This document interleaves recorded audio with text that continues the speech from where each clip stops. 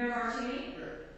Council members Ratty, Lawson, Smith, Kerrigan, absent, Schmidt, City Attorney Adams, City Manager Perry. We have a quorum. Okay, we have no invocation speaker today, so maybe we could just have a quick moment of silence for those people that are representing us that are in harm's way in other countries. So just a quick moment of silence, please.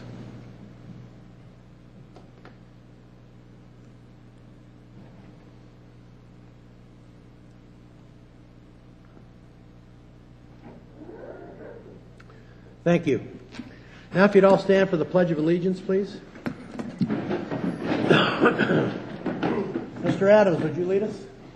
Please join me. I pledge allegiance to the flag of the United States of America and to the republic for which it stands, one nation, under God, indivisible, with liberty and justice for all.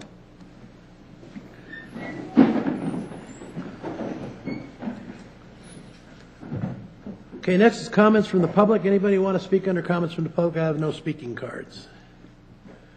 Seeing none, we'll move on. Approval of the agenda, and I'd like the motion to include the withdrawal of number 5.10, and I would like to move 6.4 up to before announcements and presentations items. The folks from Vegas are here and have to have early flights, so it shouldn't be a long presentation. We can get that out of the way if you don't mind. So if there's no other changes, looking for a motion. Move to approve with the changes. Mr. Lawson. Second. It's been moved by Councilman Smith, seconded by Councilman Lawson to approve the agenda as amended. Any further discussion? Seeing none, please vote. Passes unanimously. 3.1, consideration and possible approval of minutes of the regular Spark City Council meeting of June 10, 2013. Any omissions or deletions? Any corrections? Looking for a motion. Mr. Lawson. Move to approve. Ms. Ratty. Second. Moved by Councilman Lawson, seconded by Councilwoman Ratty to approve the minutes as outlined by staff. Any further discussion? Seeing none, please vote. Try it again, folks. Passed unanimously. Thank you. Next is announcements, presentations, and we're going to move on to 6.4. If you want to come up, Councilwoman March from Henderson and Wes Henderson, who's the Executive Director of the Nevada League of Cities. Discussion and possible approval of a fiscal year 13-14 dues for the Nevada League of Cities and Municipalities.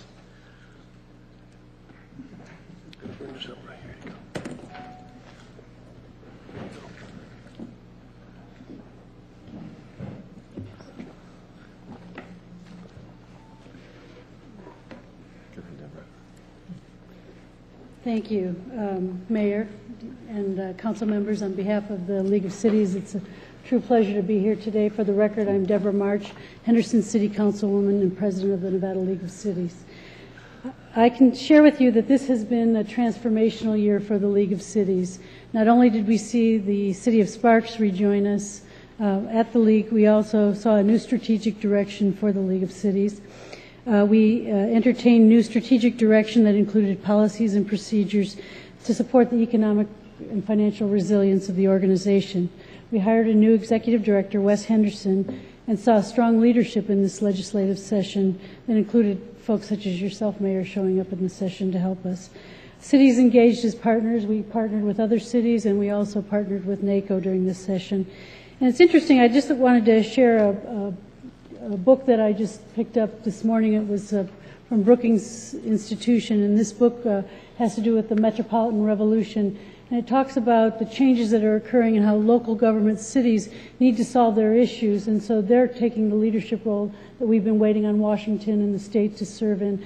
So we are a part of the solution. We are a big part of the solution. We're the folks closest to the people, and we're here to work with you to solve the challenges that are ahead of us to create a strong, resilient economy and strong community. So with that, I'd like to turn the floor over to Wes Henderson, who is our new executive director. Thank you, Deborah. Mr. Mayor, members of the council, for the record, my name is Wes Henderson, and I am the new executive director with the League of Cities and Municipalities. I'd like to make a brief presentation to you about some of the League's activities. Here you see who all our members are. And I want to point out, we derive our strengths from our members. And I was asked several times during the session, are all the cities in Nevada a part of the League? And I can't emphasize enough how important it was for us to be able to say, yes, they are. And legislatures, appreciated that. Here's our officers for 2013. Of course, President March is with me here today. And these are some of the services that the League provides. I'd like to highlight just a few of these. I hope you've all been receiving our new periodic newsletter, the City Courier. This is the first step in our attempt to make the League better communicators, to provide you with more information, so that you can do your jobs better and know what's going on. Also, our annual conference, which this year is going to be a joint conference with our friends at the Nevada Association of Counties. It's going to be in State Line, September 11th and 12th. I'd like to encourage all of you to attend that if at all possible. And we're also planning on having another local government summit on the Friday after the conference. And I also want to mention the National League of Cities. I think it's very important, and people are probably going to get tired of hearing me say how important I think it is for Nevada to participate in the National League. They have an annual Congress of Cities and Exposition, which this year is going to be in Seattle. They have an annual Congressional City Conference in Washington, D.C. every March, where you go back and we meet with our delegation. And they have steering committees and other councils that if you can be involved with, please do. And again, you're going to hear me say how important I feel it is for us to participate in the League, because that is our chance to have Nevada's voice be part of the national conversation and setting national policy. I'd like to briefly talk about the past legislative session, and I will be brief on this. The League is authorized to submit 5 bills every session. We did submit 5 this session. 3 of our bills were unsuccessful. These bills included AB 4, which would have allowed local governments to publish their quarterly financial statements on their website instead of in a newspaper. This has been a long-running battle. I assume this is going to come back again because eventually we're going to have to get into the 21st century. Another bill that we've had proposed to reduce the rate of the depreciation that's applicable to improvements to real property. This bill was pretty much kidnapped in the Assembly by Assembly taxation. It went to Ways and Means. I think they were using it as a placeholder if they needed something later in the session, but apparently they never did because the bill, in fact, died. One of our successes was AB 44, which I lovingly refer to as the trash can bill. What this bill does is it gives homeowners an option to store their trash cans and recyclable material containers outside in common interest communities. However, it retains the right of the homeowners association to require that those containers be screened from view. SB 37, this was the scrap metal bill, and I think this was a really important piece of legislation that we managed to get passed. This increases the penalties for persons who are convicted of damaging or stealing property to obtain scrap metal. There's been a rash of people going out, taking the copper wires out of your light poles at your street parks or your ball fields, or stealing off your sewer covers, to sell them for scrap metal. What this bill does was it made the payment or restitution mandatory. Current law had it as being optional by the judge. And secondly, it requires the persons convicted of these offenses to perform community service. Because, in effect, they're stealing from the community. They should have to give something back. And then the last bill that we had was SCR 1, which was calling for a study on a neutral revenue services tax. This bill made it through the Senate committees and got placed on the Secretary's desk where it died. A couple other bills I wanted to talk about was SB 2. This was NACO's turn to submit a home rule bill. The bill was passed out of the Senate, went to the Assembly, and was heard in Assembly Government Affairs. It died there, but that is progress. In the 2011 session, the bill, again, made it through the Senate, never got heard in the Assembly, so we moved it a little bit further this time. And in SB 202, which President March was very instrumental in getting Senator Roberson to sponsor, It would have recreated the Advisory Committee on Intergovernmental Relations, which was an interim committee during the 09-010 interim. This bill made it out of the Senate. It was amended on the floor of the Assembly to remove the legislators from the committee, which at that point rendered it really meaningless, because we don't need a bill for the cities and the counties to get together and talk, or for the cities and the state agencies to get together to talk. But we wanted a bill that would put legislators on that committee. So once that part was taken off, then it went away. The only other bills I want to talk about, and I don't have a slide for this one, but it was SB 457, which would have forced the city of Sparks to go to ward-only elections. Now, the governor vetoed this bill. We're thankful for that. In his veto message, he did note the opposition of the 4 cities and of the League of Cities. One of the reasons we were opposed to it is that's not the way you should change your charter. Your charter changes should come from you up to the legislature, not the other way around. So, and I would like to thank all the city representatives. Mr. Mayberry was up there quite a bit, worked very hard. I want to thank you all for that hard work. The league is there for all the cities, but all the help we can get is appreciated. And as you know, I'm relatively new in this job, having started in February. And first 4 months were kind of busy, but now the session's over. I've got a little more time. So what are my plans? Well, this is part of it. I need to get out and meet you, get to know you, get to know your issues, get to know your cities better. I also want to get out and meet with the leadership of entities that are eligible to be members of the league but aren't. I went down to Southern Nevada last week. On the way down, I happened to stop in Tonopah to get gas and ran into the town manager and asked him, I go, you guys aren't a league, why not? And he looked at me and he goes, we're eligible? So that just tells me there's possibilities out there. So we're going out to talk to them and try to get them in. I also want to review the league operations and policies and procedures to find out where we can improve, what we need to be doing that we're not doing, possibly what we're doing that we don't need to be doing. And again, prepare for the upcoming conference. So some of the goals I've set. I want to appear before your council at least once a year. That doesn't mean I only want to come to Sparks once a year, but I do want to formally appear before your council once a year. Recruit new members. I want to work on creating a multi-tiered corporate partner program and recruit additional partners for that. The current corporate membership of the league is just a flat one-level program, and I think we're missing some opportunities there. Again, I want to learn what you members want, from us, and also want you to learn what we want from you in return. I want to improve the league operations to better meet your needs and enhance the education and training that we provide to our members. I also want to expand our audio-video communication capabilities. I am a strong proponent in face-to-face meetings and encourage you to attend our board meetings in person if possible. But we have other committees that meet on a regular basis, and I understand that travel is expensive. So we need to increase our electronic communication capabilities. I want to stabilize the league's physical assets and cash flow and increase our reserves.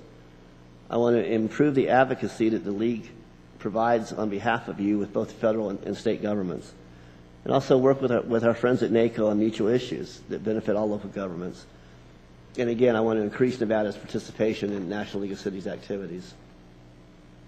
So we have a few upcoming events I'd like to bring to your attention. Again, the joint conference, September 10th to 12th at State Line. We hope to have registration open by the end of this week online. Once we're actually testing the program now. Once this works, you'll be getting an email letting you know how and where to go to register. We're also going to have a board of directors meeting on September 12th as a part of the conference. The ICMA conference is September 22nd to the 25th in Boston. And again, the National League of Cities Congress of Cities is November 13th and 16th through the league. And finally, I'd like to thank you again. Your membership is vital to our success. And we certainly appreciate that.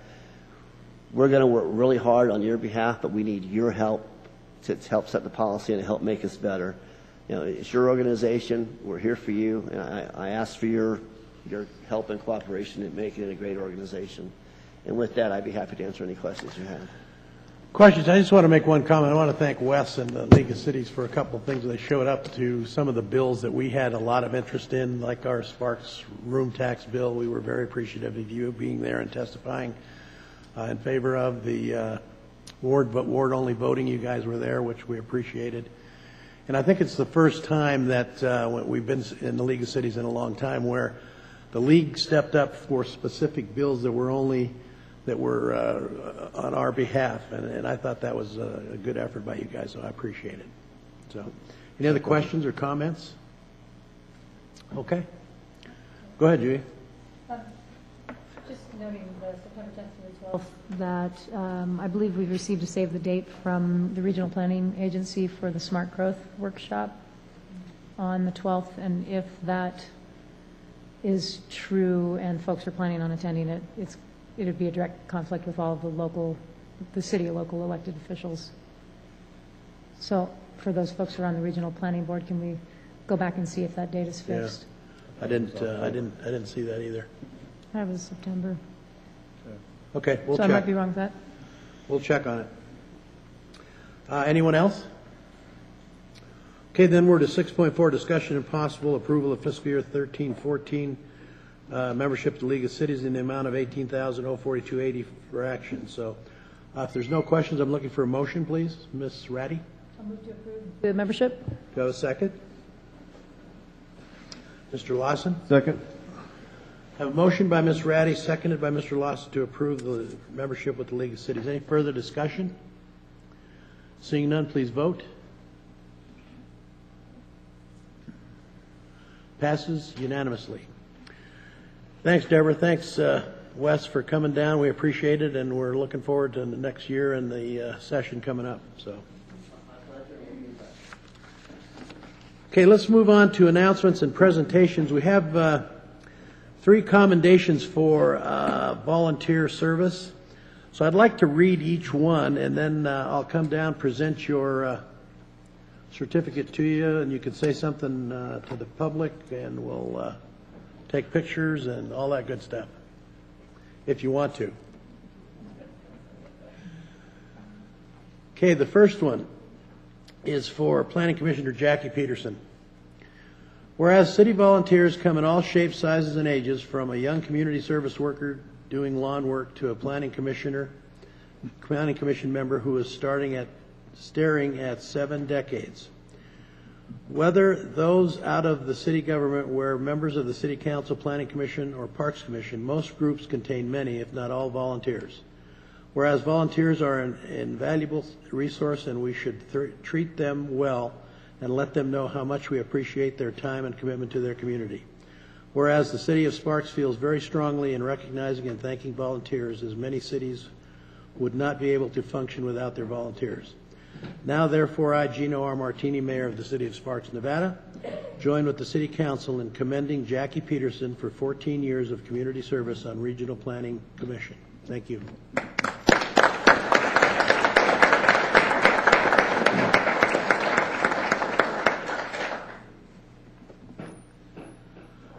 Okay, the next one is, just have a seat. We'll get you all together. I'm sorry, Jackie.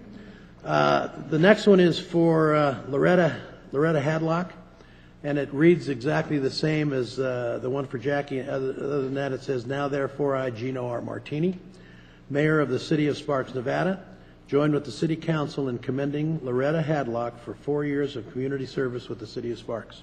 Thank you.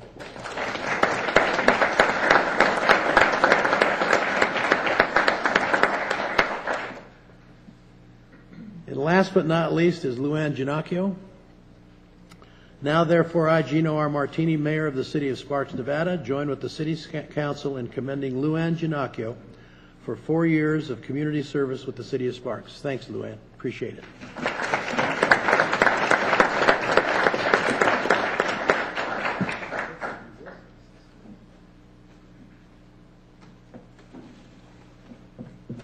We even have parting gifts.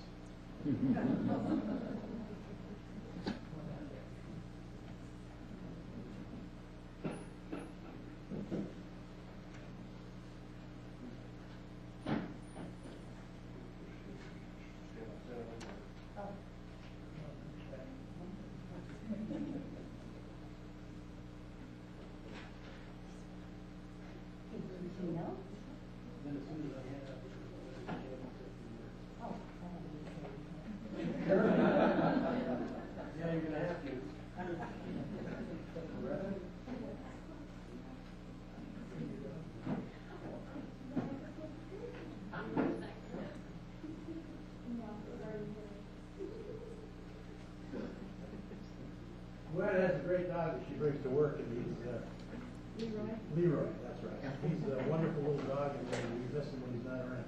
He's guarding my office now. And Luann Ginocchio. Thanks.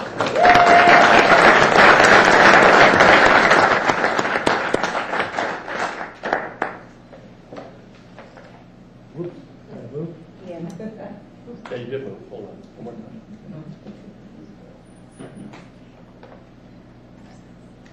Thank you. Thanks. You?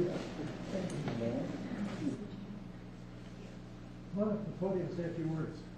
I'm going to stand here and say thank you for letting me hang out with you guys every day, and for all the girls and cousins that have a great time.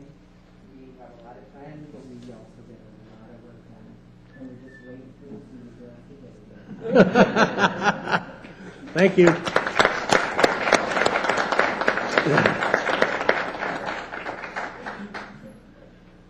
just wanted to say thank you. I enjoy doing what I'm doing, and I'm waiting for the sewer bills to hit too. Anyway, thank you very much for allowing me to work here at the city, and also for allowing Leroy to visit with you. Thank you. Thanks, Loretta.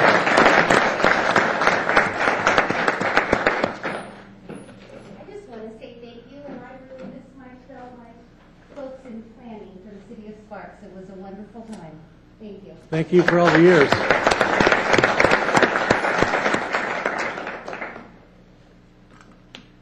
Okay, next we have a a commendation for an employee recognition. Come on up to the front, Donna. This is for Donna DiCarlo.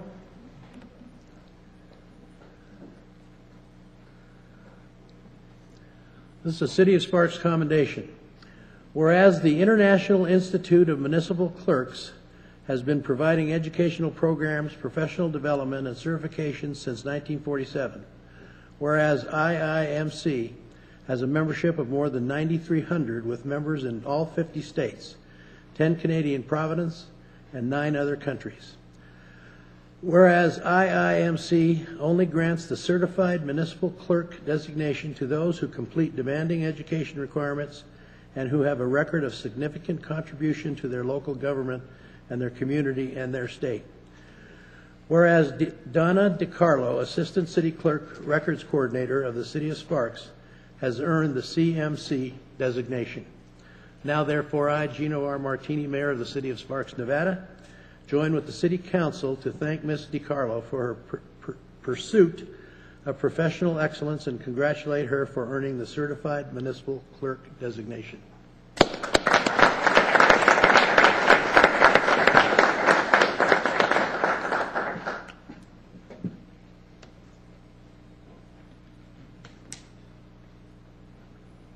Here's the plaque.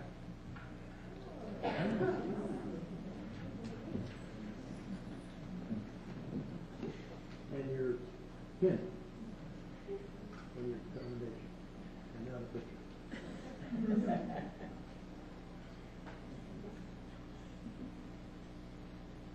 Thanks, man. If you would.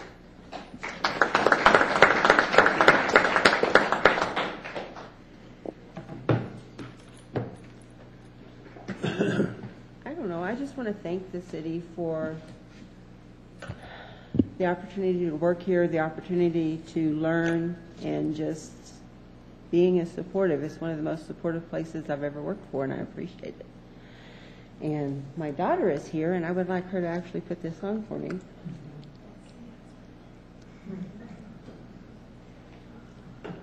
Welcome. Hi. What's your name? Jessica. Nice Before to meet you you, do Jessica. this, are you mad at me for any reason? Kind of mad at your daughter. Yeah, we should have told her one. I have another one that was supposed to be here too.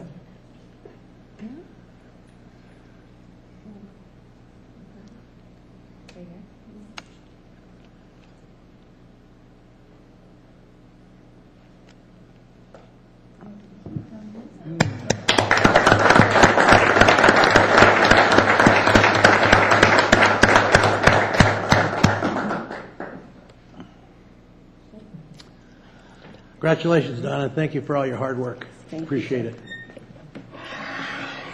Now, back to work.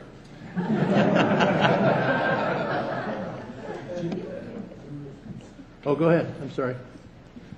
I would just like to thank Donna for her dedication in pursuing her education, both for the city clerk and for records management, and also for all the work that she puts in to make the clerk's office run smoothly. So thank you, Donna.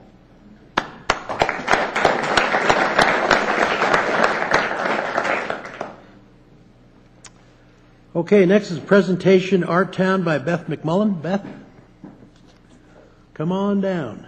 How are you today? Good. Good to see you again. Yes, indeed. Good to see you, Honorable Mayor. It's that time of year again, isn't it? It is. And City Council and Manager Curie. Thank you so much. My name is Beth McMillan, for the record, and thank you so much for allowing me to come down and share with you this incredible opportunity that affords our entire region during the month of July. It is my opinion that July is the very best month in our area. I just think that the arts ignite the community, and I would like to congratulate and thank you for hiring Francine Burge, who we've known very well from the Reno Philharmonic, and she is really making great strides in the inclusiveness of Sparks into the region's arts and culture. I know that she created tours of areas in Sparks to make them opportunities for venues during Art Town, and also John Esquagas Nugget has been fantastic in being a part of including Sparks in Art Town, so we hope to integrate more and more of that as time goes on. But what I am here primarily to do today is to show you a DVD, a preview of what's coming up in exactly 1 week today, when it won't be 65 degrees out, it'll be 97. Planning is everything, Beth.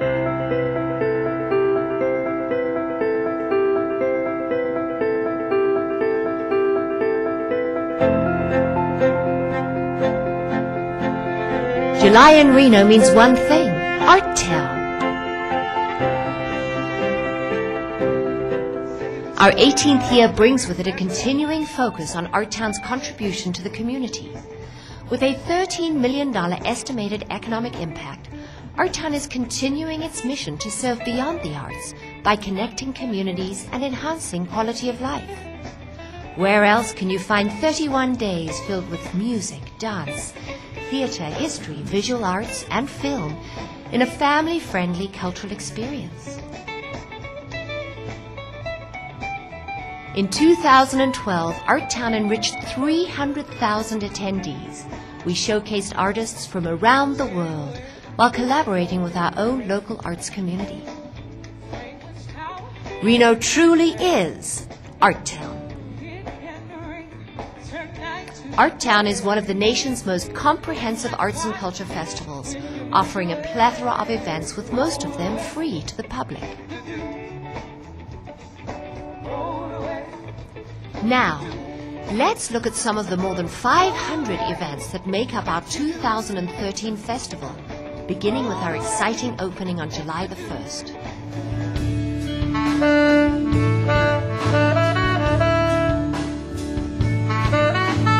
Us, us, us, us, us, us, and them.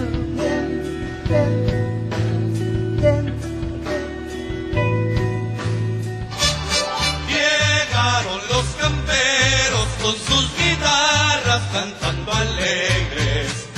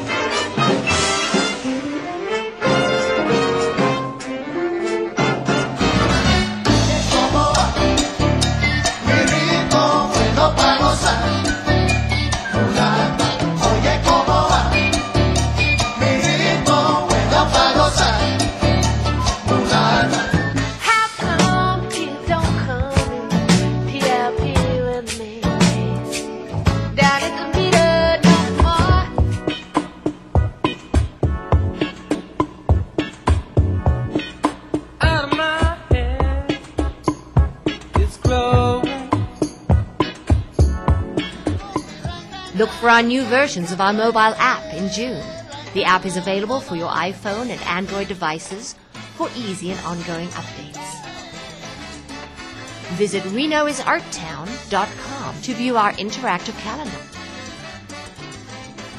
And please consider connecting with us on Facebook and Twitter, YouTube, Flickr, and Pinterest. Pick up one of ArtTown's little book calendars at your local Scalaries, U.S. Bank branch, library, and many local stores and restaurants. ArtTown is made possible by the following generous sponsors who support the festival in our mission to strengthen Reno's arts industry, enhance our civic identity and national image, thereby creating a climate for the cultural and economic rebirth of our region. Primary funding for the ArtTown Festival has always been provided by the City of Reno.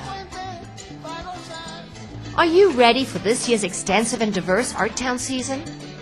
We'll see you in the park.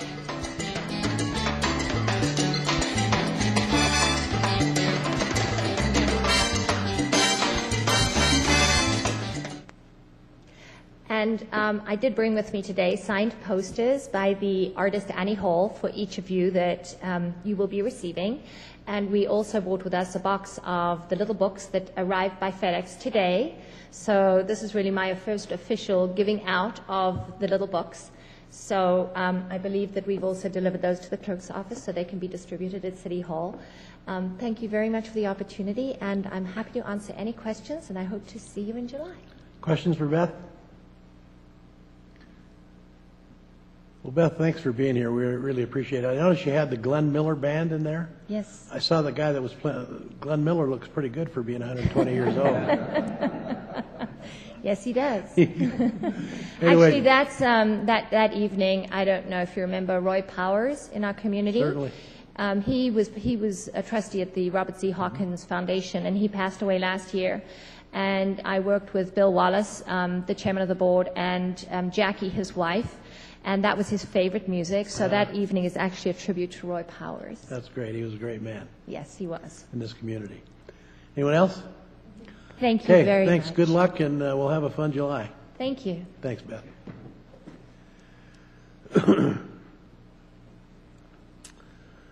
Okay, moving on to 4.6, presentation of the City of Sparks tree inventory and assessment. Rick? Welcome. Rick Darby, Parks Development Operations Manager, for the record. We have a PowerPoint.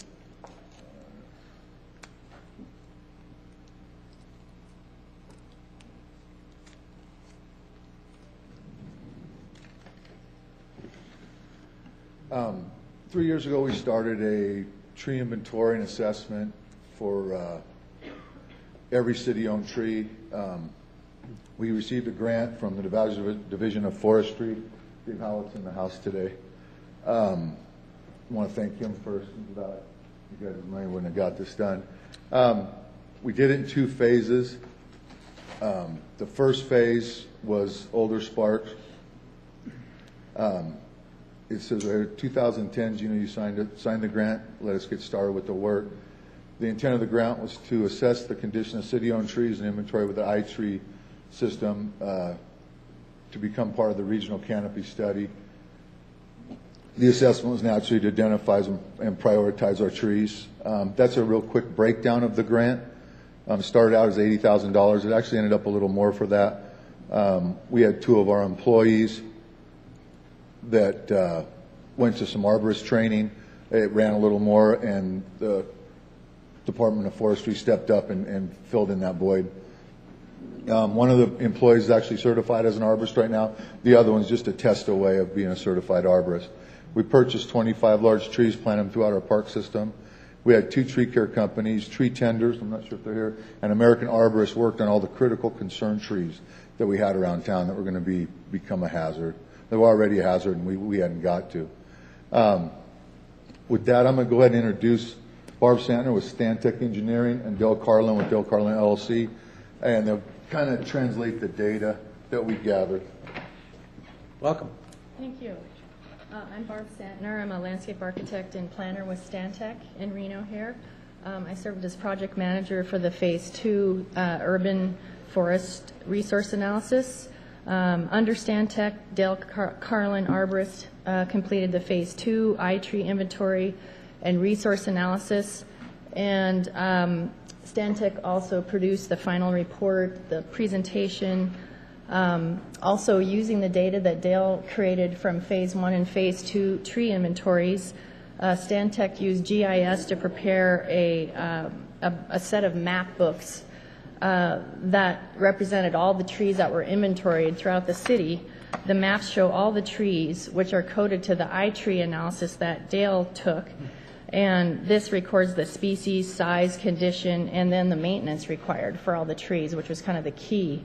This was done to help Sparks maintenance staff use in the field and locate all the trees that require maintenance. The GIS maps and data were then given to Andy Simpson on your staff, and he'll maintain the database as required to update for all the changes that occur in the tree canopy. And Andy's going to show you some of that information later on in the presentation. And next, Dale will talk about the iTree program plus the results of the inventory. Hi, everybody. Dale Carlin for the record. So what is iTree? And iTree basically was developed by the USDA Forest Service and some other entities to try and bring together all of the information about trees. And the key thing here is the value of the trees. We always had the warm and fuzzy about trees giving us oxygen and sequestering us carbon dioxide and stuff like that, but we've never really had any hard numbers that we could present to you in the fight to get money for trees. And iTree gave us that capability. It also allows us to work smarter. We have smaller staffs now, but we have more trees. And so this gives us the opportunity to use this database to better orchestrate our urban forestry procedures. In other words, the maps will be in the trucks. The guys will have specific trees that they're going to work on, and they're going to annotate the work as they're done. And then, of course, lastly, and you'll see this as we progress in this, that it now gives us the ability to give you a dollar figure for what your trees are giving back to your community and how much they're worth. But there's some other things that come along with it, too. We get an understanding of the canopy cover. In other words, how much of the streets and of our surface area is covered by the canopies of trees. Species importance rankings. In other words, what is the basic makeup of our population and where are we screwing up and where could we do better? Available planting space, a really important one for us here in Sparks. We have a lot of available sites for planting. During the inventory, I was able to identify those spots and even prescribe what size tree would best fit in that spot. So the urban forestry staff in the future will have the ability to better plan where they're going to put trees, how many trees they're going to buy, and what's the best spot for them. We also, of course, ascertain the tree health of our forest here, the diversity of it. You know, our early phase 1 analysis showed a limited palette of trees, but as we moved into phase 2, we saw a lot more diversity in trees, which is a really great thing. We also noted infrastructure conflicts, and one of those main infrastructure conflicts that we note are sidewalk heaving, and all of you in the downtown area, in the planting strip areas down there, are aware of our CBDG projects that go in and rehab all of these concrete areas. Well, we had fortunately gone through these areas prior to the CBDG projects coming out and had already identified the trees that were lifting the sidewalks and that were hazards. So it made it a heck of a lot easier for us to go in and evaluate that. So how did we calculate the dollar savings? Well, energy conservation. How much the trees actually save in energy conservation to the homeowners, to the property owners. Air quality improvement. Trees are giant filters, as you know. Particulates drift through the air, our leaves catch them, and therefore improve the air quality. Carbon dioxide reduction. Trees take in carbon dioxide and give out oxygen. Stormwater control, really big one. We just did a inventory for Collin Ranch, and Collin Ranch got a great recommendation for their trees, as their trees mitigate stormwater and have a less impact on our water treatment plant. Same thing happens here in Sparks. Our parkway trees and our trees in our parks do a great deal to help mitigate stormwater problems. And then, of course, the aesthetic benefits. And you'll see as we break some of these numbers down that the dollar values to property owners as a result of having a tree on their property is significant. So, some examples from our inventory. This is the Phase 1 inventory. We wanted to take it first because we felt that most of our troubled trees were in this area. And this is the old section of Sparks that has the parkway strips that you're all familiar with. So we targeted this area first in the Phase 1 inventory. It looks kind of like this from an overhead view. And this is basically what we're talking about with a typical block. That area you see between the curb and gutter and the sidewalk is what we call the parkway strip. If there was a tree there, we identified the tree, its condition, we GPSed them. And then, of course, if we have an open spot there, we picked out, we called it an available planting site, and could it accommodate a large tree, small tree, or sometimes we said, don't put a tree there at all. It won't work. This is a typical street tree. This tree has actually got a name and a number. And we can easily go to our database now and reference this tree. And this tree was in the Phase 1 project and was actually taken out. And I believe the sidewalk has been rehabbed at this point as well. But basically in Phase 1, we just went through and really identified all the troubled trees, things that were really going to cause us problems down the road. And you can see by the orientation of this one, for example, if it were to fail, it's going to land in the street. This one here, too, was pretty alarming. We actually got the car sitting underneath, and you can see that old cut sitting up there. And there's a huge decay pocket right at that joint, and there's a car sitting directly underneath it. From a liability standpoint, folks, we have, and Chet will back me up on this, because years ago I went running into his office and said, Chet, we got to fix all these trees. And Chet says, if you have a inventory of them, if you have annotated them, and we are making some progress, we're going to be okay. If we don't do anything, we're going to have a problem. So that's what we're doing. We have now a plan of action in taking care of these trees, and we're doing it. That tree is gone. This tree is gone. This is another one. You can see the decay on the side of the tree. This one was actually split down the middle. We identified it, and we remedied the problem. And that Phase 1 remedy was $27,000. That was part of the grant that we were given by the state. So the totals of the Phase 1 inventory, we came up with 2,161 trees. The total replacement value. Now, what does this mean? Well, I can't go buy a tree like this at a nursery. So what we do is we actually have a formula that takes and extrapolates those numbers out into this tree here. So these numbers are based on that. How much it costs to buy the tree, install it, all of that. So that's $23,780,000. 270. Energy savings are 26,000. Carbon dioxide sequestration is 2. Air quality improvement. Stormwater sequestration is pretty big. But how about the aesthetic benefits? $45,642 in aesthetic benefits yearly. So the annual benefits for the public trees in Sparks, inventoried in the first phase, gave us $89,579. So, just a breakdown of how the annual benefits came out, and you can all take a look at this fancy little pie chart here. But I want to take a look at the very bottom of the graph there, and you notice that the oak and the honey locust in the Phase 1 are the guys that are carrying the bulk of the load. You'll notice when we get into Phase 2, we get out of the oak and the honey locust, and we get into Austrian pine, and we're doing a lot of pears now, which are much better. Honey locust is kind of a bad guy sometimes, and the oaks are great, but they're slow. So you can look at this in more detail in your packets.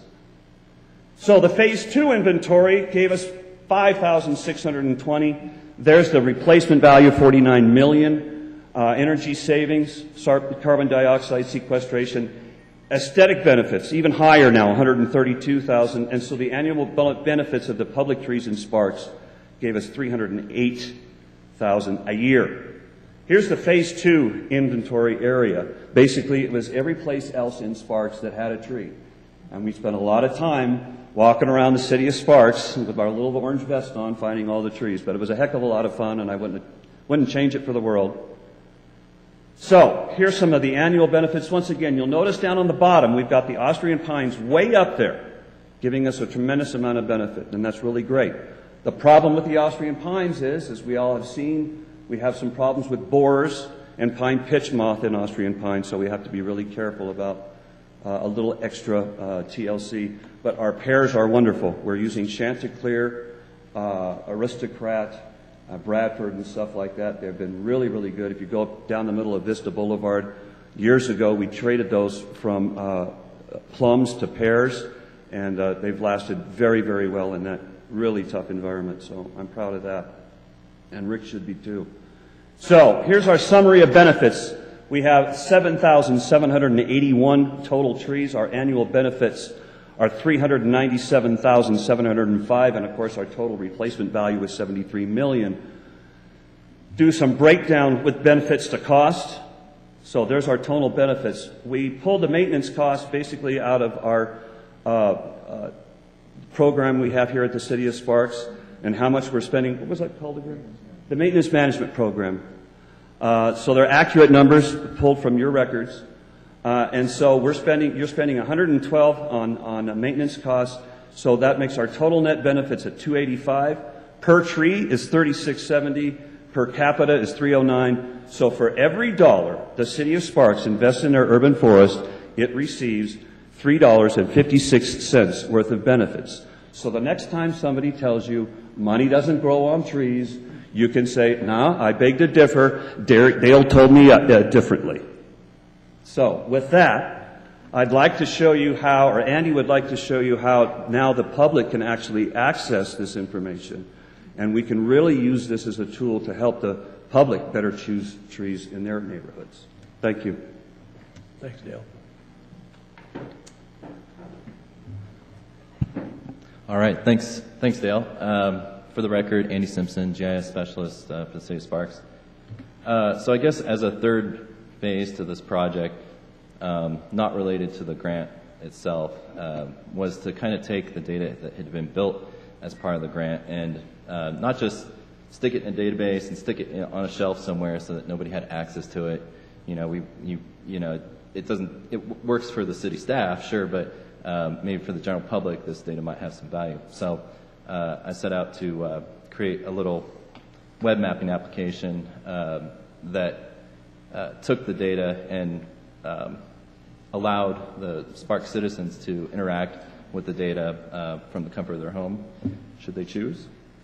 And so what you could do, you may be saying to yourself, well, why is that important? Well, maybe you've got a problem with the tree, you're not sure if it's your tree or if it's a city-owned tree. Well, you could come to this mapping application from the city website, click on a tree, get the tree ID, and then you can call city staff and have them come out and address the issue right away. So it's really just a way of kind of taking the data and making it available to the general public. And I'll show you real quick here. Got a question? You can get there from the city's main page. You say, go to I want to, City Maps, GIS Web Maps, and you just click on the tree inventory logo right here. It'll take you right into the application. With that, I'll entertain any questions you might have. Questions? Ron Smith. When you count the trees, you're not counting the ones in people's backyards, just city-owned trees. Yeah. I mean, this time of year, it's beautiful out there, seeing all the trees and everything we have. How do trees help with stormwater control? Filtration, as the water comes down, filters through the roots. And then they use the water to grow? Goes into the groundwater. Yeah. Okay. When you pull out a tree, like you have, do you replace them with a smaller tree or don't replace them? Out in the parkway strips, the trees that we showed as examples of the trees that we took out through the contract, those right now are available planting spaces. That's what they would be. And that was one thing that I want to talk about, that Andrew's talking about letting the public in here. The most important thing that Andrew's doing, he's keeping the living inventory going on the website. Because the maps that we made are going to be great for the guys, but they're already outdated. They've already planted more trees in our parks. I mean, this is 3 years old, so this is going to be the living inventory that Andy's going to keep up. As long as we get the information to him, and we'll work on that. Rick, do you get any flack from people when you pull out a tree that's been there for a long time? Yeah, I mean, everybody loves trees. Mm-hmm. So when we cut them down, we try. I know, and Dale, and we have through the CDBG, Andy Acheda's out doing some of these removals. He actually is going back in, and if it's a person that lives in the house that will maintain the tree, because there's no irrigation, permanent irrigation, so they need to be maintained by the homeowner or someone like that. So if I understand correctly, if they're volunteering and they will maintain the tree, we are putting the tree back. Okay. Thank you. One last point I'd like to make about the map. There was a urban tree canopy study done for the Reno Sparks area, and that data is also available through this web map viewer. I've got it up right now. It doesn't look like much other than the green areas or vegetation and some sort of tree canopy. But then that would be all the trees in the city on the canopy assessment. So. Questions, Ron Schmidt? Thank you, Mr. Mayor. Anyone from Dale can go and answer the question. We talked about the study that was done before we did CDGB work in the downtown area and everything. And so are we maintaining a policy that we're going to keep that I call the dead zone area? I think Dale referred it to a tree zone area between curb and gutter and sidewalk. We're going to continue that policy of maintaining that? Well, I think right now it's city property, from the way I understand it. So, and there's a lot of the space. There are no trees there. Over time, we've taken them out and not put them back. So, unless I don't know even how you go about, it's a bigger seat than mine, how we go about not owning that property anymore. So, if there's a tree in there, a large tree, and it's alive, yes, it's on us to maintain that tree. The question comes down to is that you did a lot of cost calculations. How much have we spent replacing sidewalks in these areas over the last let's just do 50 years, because it's probably a 20-year cycle that we're replacing sidewalks throughout those areas. And are we going to continue that path of replacing those sidewalks every 20 years? The trees that were planted, these trees that we're looking at are, 60, 70 years old, elm trees. They're the ones doing the damage. Now, the trees we plant now, there's technologies came so far that we can put a tree wall protecting, so the tree wall is only going to go down. Depending on the species of tree you plant, you don't want to plant a maple in that park strip. That's going to do a lot of damage, where a pear tree probably wouldn't do as much, especially if you put a tree wall in it. As much, but will still do damage. Over time, yeah, you put a tree in that strip, it's going to heave something at some point.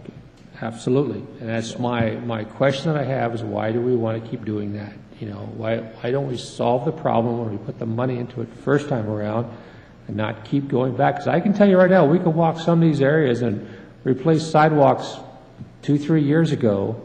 We already see them cracking, coming back on up, and we'll replace them within the next 2 years. The easiest thing when we were doing that was when we pulled the tree would have been to move the sidewalk out next to the curb, and that property that was there, give them that to the homeowner.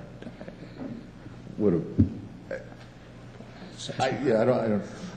To help you out, Chris Cobb, Capital Projects Manager with the City of Sparks. In the past 2 years, we have done a couple projects here within the City Hall area that do have the parkway that you discussed. 7th Street was approximately $400,000. This past year, we've done, I believe it's 5th Street, in a little over $250,000. Majority of that work was curb, gutter, and sidewalk. That being said, not all of it was due to trees that were replacing the sidewalk. It's in excess of 50-plus years old. And we experience this in some of our older neighborhoods that don't have parkways. North of City Hall, we've done 4th Street, Galtway, I believe was just out in your neighborhood, Mr. Lawson. So in those areas, you have a mixture. Yes, you do have trees that cause issues with our sidewalks throughout the city, whether or not there's a parkway or not. What we're doing in the area near City Hall, if we do remove a tree during the course of that is causing issues within the parkway, we are working with certified arborists. We've worked with Daryl Carlin to ensure that the trees that we do come back with are not trees that are going to cause us an issue in the future. That's where they are providing us with their expertise in the type of tree that's selected, so that we don't have an ongoing problem. in a cost that's costing our taxpayers. So we are doing it smarter now. I think when I go out there to see it, and what we're doing in the last couple of years is that we keep repeating the same mistake. We need to set a policy is that we're going to continue with these zones that have potential damage on out there and continue costing the taxpayers money. If the answer is that is yes, it's fine. We're going to continue that policy, so be it. We can tell the taxpayers we're going to spend your money over and over again replacing sidewalks because we can't solve this issue. If we're going to take a look at this, say this is not the best places to be putting trees and not the best policy. It was a policy 100 years ago when it started. It was a good idea back then, and we learned how much money it costs to maintain these areas. Then I think we need to sit down and make a policy that, what do we need to do in these areas to, obviously there's some, old growth trees and everything that may have to come down, but they're coming down eventually. I mean, we know the cycle, they're all going to die sometime. Are we going to take and develop policies with sidewalks, curbs, gutters, and tree locations to minimize that damage of destruction of city property? If that means going through the whole phase of we're going to give 7 feet back to the homeowner, we're going to help them, we're going to do whatever we can do to do that. In the long run, we're going to save a whole lot more money than replacing sidewalks every 5 to 10 years or whenever they go down. And that's just, I've spoken to staff a couple times about it. I kind of just shocked when I drove through and saw what we just put brand new sidewalks in next to an 80-year-old tree that has probably replaced 10 sidewalks already next to it. We just replaced it again. That's my concern. So, Yes. just work on it. Thank you. Ms. Ratty.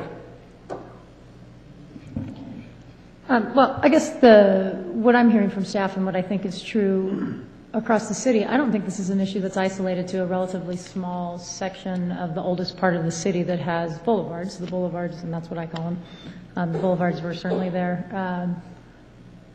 It's right tree, right place. Right. And we don't have, and this is not the only place in the city that we have a right tree, right place issue. We have brand new developments within the newest parts of the city where either the city or the developer was allowed to plant trees that are inappropriate for that space. So I want to make sure that we don't single out just the oldest part of the city as having this issue.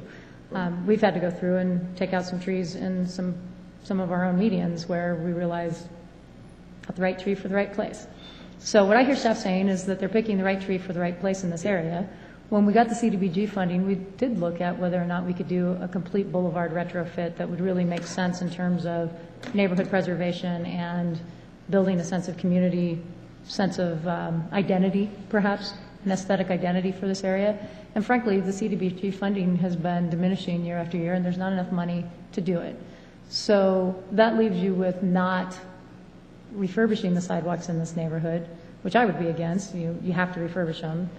And the same issue across the city. So again, just want to make sure we're not singling out just this neighborhood, that we're moving more and more towards a right tree, right space policy, which I believe we are, and that as we're looking at updates of our codes, we're making sure that that's true whether it's a city-owned tree, a public space, a private space, that this is what's happening. Because, we got trees popping up sidewalks in all of the oldest parts of the city, not just where there are boulevards. Okay, any other questions? Okay, is that it? Thank you. Thanks, folks. Appreciate it. I also have CDs and reports for anybody that would like one out in the lobby. Okay, let's move on to 4.7, presentation from Arma Terra Geo-Reinforcing. Welcome, sir. Give us your name for the record. Sergio Novell. Sergio, nice to meet you. Nice to meet you too. You have the floor. Thank you.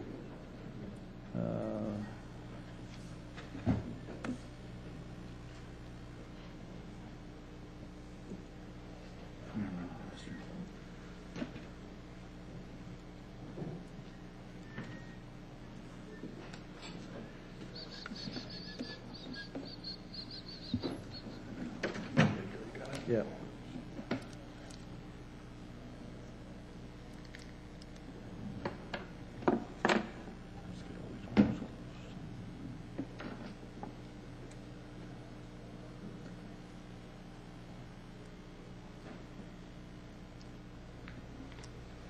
Thank you very much for having me. My name is Sergio Novell. I'm the CEO of Armatera. We're a local startup here in the Reno area. What is georeinforcing? Georeinforcing is a way of reinforcing earth and retaining walls and levees. The way that the current state of technology is that they use metal reinforcing elements behind concrete facing walls, like for freeways and things like that. And they also use the polymer mesh geogrid that is used behind other kinds of walls, like modular block. And the way the technology works is that it creates a system of the facing, the reinforcing element, and the dirt all becomes one thing. So this is an old technology, but we're using a new material to improve things. The way you reinforce slopes is similar, except for the fact that you don't have a vertical wall, you have a less than vertical slope. So when developers want to create more flat land, more buildable lots, they increase the slope they increase the pitch of the slope in order to create more flat land. So what we do, so that's what we do. And the applications for this kind of technology are retaining walls, temporary walls, reinforced steep slopes, embankments, levees, and soft soils. We serve infrastructure development, commercial development, mining and industrial projects, residential development, and environmental site development. America's infrastructure is in need of repair. These are numbers in a report card by the American Society of Civil Engineers that gives the entire system a D and a price tag of $2.2 trillion to fix. Our products help with helping remediate dams, levees, roads, transit systems like light rail and high-speed rail, things like that, and of course, levees. Here are some of the problems that we help to fix with our product. Again, one of the major problems with metal reinforcing systems is corrosion. These pictures are from behind a wall in Las Vegas. Las Vegas has pretty corrosive soil that's pretty aggressive, and this photograph was of a system that was 15 years old on a freeway that was spec'd to last 75 years. So we help with the corrosion issue because our products are non-corrosive. They cost less. They have a lower carbon footprint because we use recycled materials. We also help the problem of low strength. Polymer mesh is non-corrosive, but it's certainly not as strong as metal. So we also help with that. What we do is we use recycled tires for our product. The United States generates about 300 million waste tires per year, which amounts to about one for every man, woman, and child in the country. 138 million of those tires end up as tire-derived fuel. They mostly get burned in cement kilns, and 30 million end up in landfills. What we do is we take the tire, we take the sidewalls off, and use the tread, which is reinforced with metal and is encased in a rubber latex composite that protects it from corrosion, but it is very strong. So we have filed patents on the use of tire treads in this fashion. We filed patents on the fastening system, which is non-corrosive, does not penetrate or compromise the tire, but we can make these of any length, so we can put them behind any kind of retaining wall, whether it's a freeway wall or any kind of wall, or we can use it for slope reinforcing as well. Our product is called GeoTire. So here's an example of a temporary wall system using a tire facing and our strapping behind it. Temporary walls are used for temporary diversion of traffic and things like that. Because our products are so durable, we can even reuse them after they're used in a temporary wall system. Or what is sometimes done is that they get buried. You can't bury the whole tires because they tend to float after methane gets in there. But the rest of it can be used similarly as similar systems are today. My partner's an engineer, a geotechnical engineer, and he's developed a way of a conceptual design of a way of retrofitting levees by inserting vertical reinforcements made from GeoTire elements. Currently what they do is they put in a very deep trench and fill it with slurry. This solution costs between $6,000 and $10,000 per linear foot of levee to remediate a levee. Our solution would cost under $1,000 per linear foot. It's not for every situation, but in situations across the country where you have farmland or low density population, this may be a better way to go. Because the expense of the current methodology is so expensive that nothing's being done. So you have a question, Mr. Yes. Smith? Bridger, are these the same straps or the same idea that they used on 580 on those retaining walls? The 580 retaining walls are reinforced with metal. The metal system. But they have straps going back, holding them up. Metal straps going They're back. metal. Okay. That's correct. All right. But this is the same idea, just using the recycled tires. Is that what it is? Yes, we replaced the metal with tire tread straps that are as strong, except they're non-corrosive. Okay. And they're less expensive because of the way that tires are collected. Great, thank you. Mm-hmm. So anyway, this is a levee solution that we think could create a very positive impact on the country's problems with levees. So Armatera is a phase 1 production stage company. We're a startup. We're at the demonstration project stage. We sell proprietary environmentally friendly reinforcing systems. We use transformed waste tires to replace existing products. And we produce products that are stronger, longer lasting, less expensive. And we're the only green solution in this market. Our business model is one where in the final stage, we will have 15 to 20 tire suppliers. We use existing tire recyclers to process our products. Currently, they have several other products that they manufacture or produce from recycled tires like chrome rubber, tire-derived aggregate, tire-derived fuel. We will give them a higher and better use that will make more money by providing our products for us. So we don't actually touch the tires. Existing tire recyclers process our product and drop ship it to our customers. This is the inventor and my partner. He's a geotechnical engineer. He's been in this market for over 40 years, and that's me. I just went through this, so I won't go through it again. But just to let you know what the impact on Northern Nevada might be, we will be headquartered here. We have international patents as well. Once we get to the phase 2 manufacturing level, we'll be able to license our product internationally. We plan to have our national and international headquarters here in Northern Nevada, and we plan to employ between 100 and 150 people in the final state. Well, great. That's it. Thank you very much. Questions, Mr. Lawson? I think you answered my first question, Sergio, was you don't actually go find the recycled tires, so they're not going to actually. So where the strap portion is that comes to Reno? No, the Sparks to our first supplier is in Stockton, California. They process about 7 million tires a year. They do pick up tires from Reno, and they pick them up throughout California, and they also have facilities in Oregon.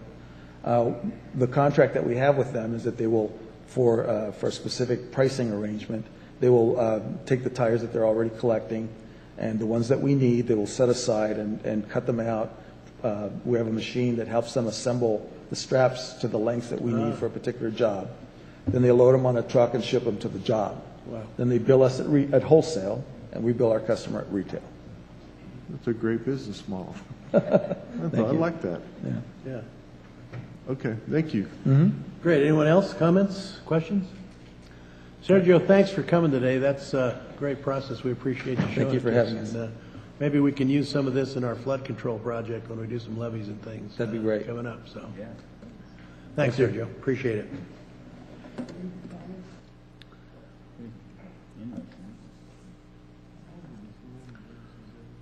Okay, let's go to consent items.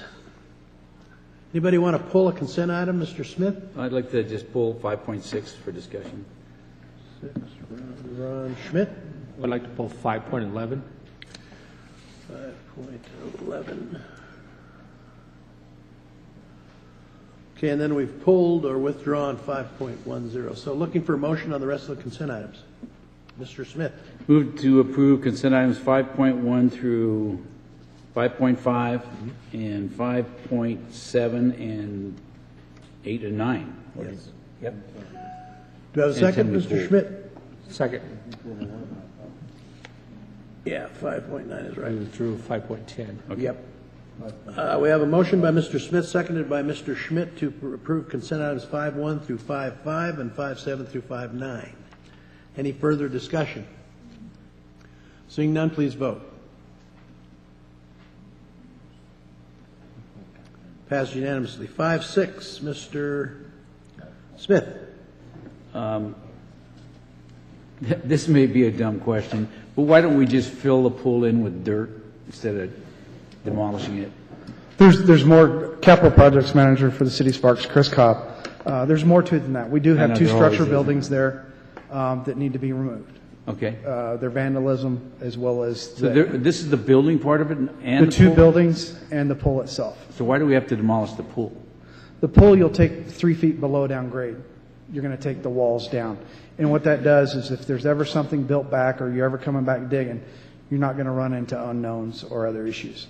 So you're going to drop everything below grade 3 feet. So if we find pipes within that 3-foot area, we're going to pull them and remove them. Okay, so you're not going to take the bottom of the pool out? No, sir. We will punch holes in the bottom of it so that it's not a drain issue. Okay. And it does include the two structures, the bathhouse and the mechanical. Okay, I didn't get that part of it. Okay, I move to approve 5.6. Do I have a second? Second for discussion. Okay, second by Mr. Lawson, is that correct? Yes. And now discussion, Mr. Schmidt.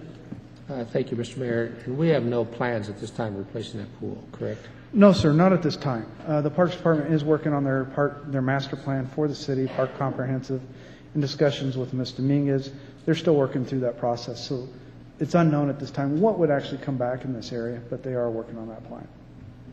Thank you. Okay, we have a motion by Mr. Smith, seconded by Mr. Lawson to approve 5.6. Any further discussion? Seeing none, please vote. Passes unanimously. 5.11, Mr. Schmidt.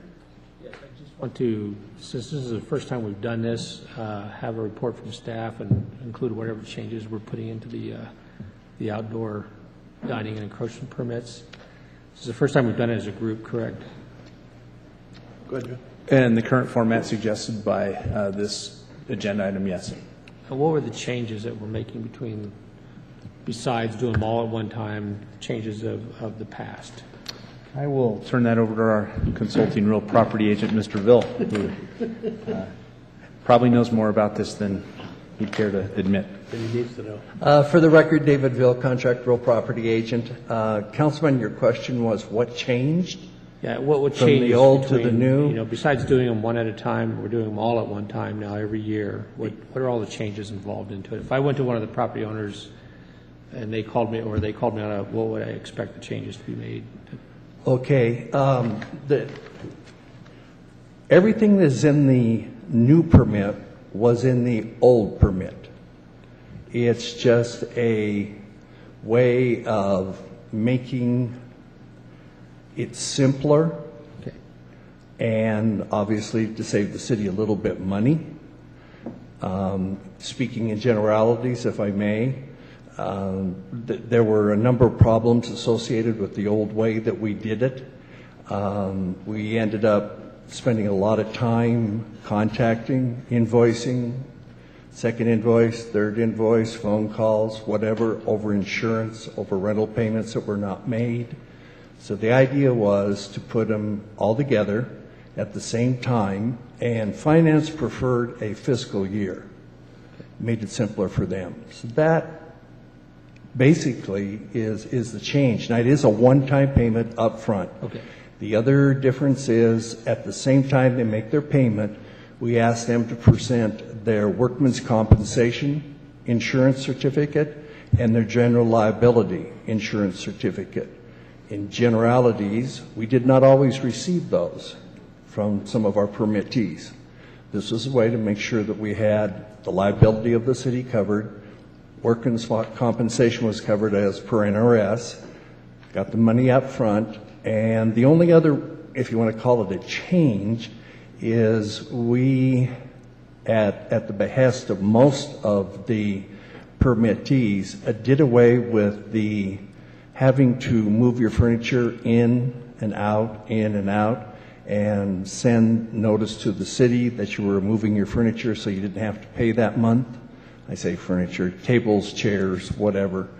That was forcing us into a police situation where we were notified that nothing was out front, when in fact it was. So by getting the permit the way it is now, we just did away with that. If they want to put chairs out and leave them out all winter, that's up to them.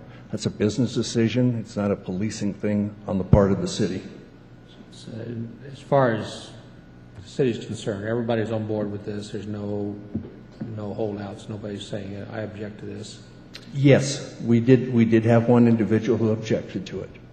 Okay. He chose to go to the end of September when his original lease is to expire, and he will either apply in September for a new permit. All of the other people decided to go with the program, do it now, get it over with, and not have to worry about all the monthly. We could do that in 9-month permit the next, right, so it's all back on the cycle. I'm sorry? But you could change that to a 9-month permit when it reapplies instead of 12-month?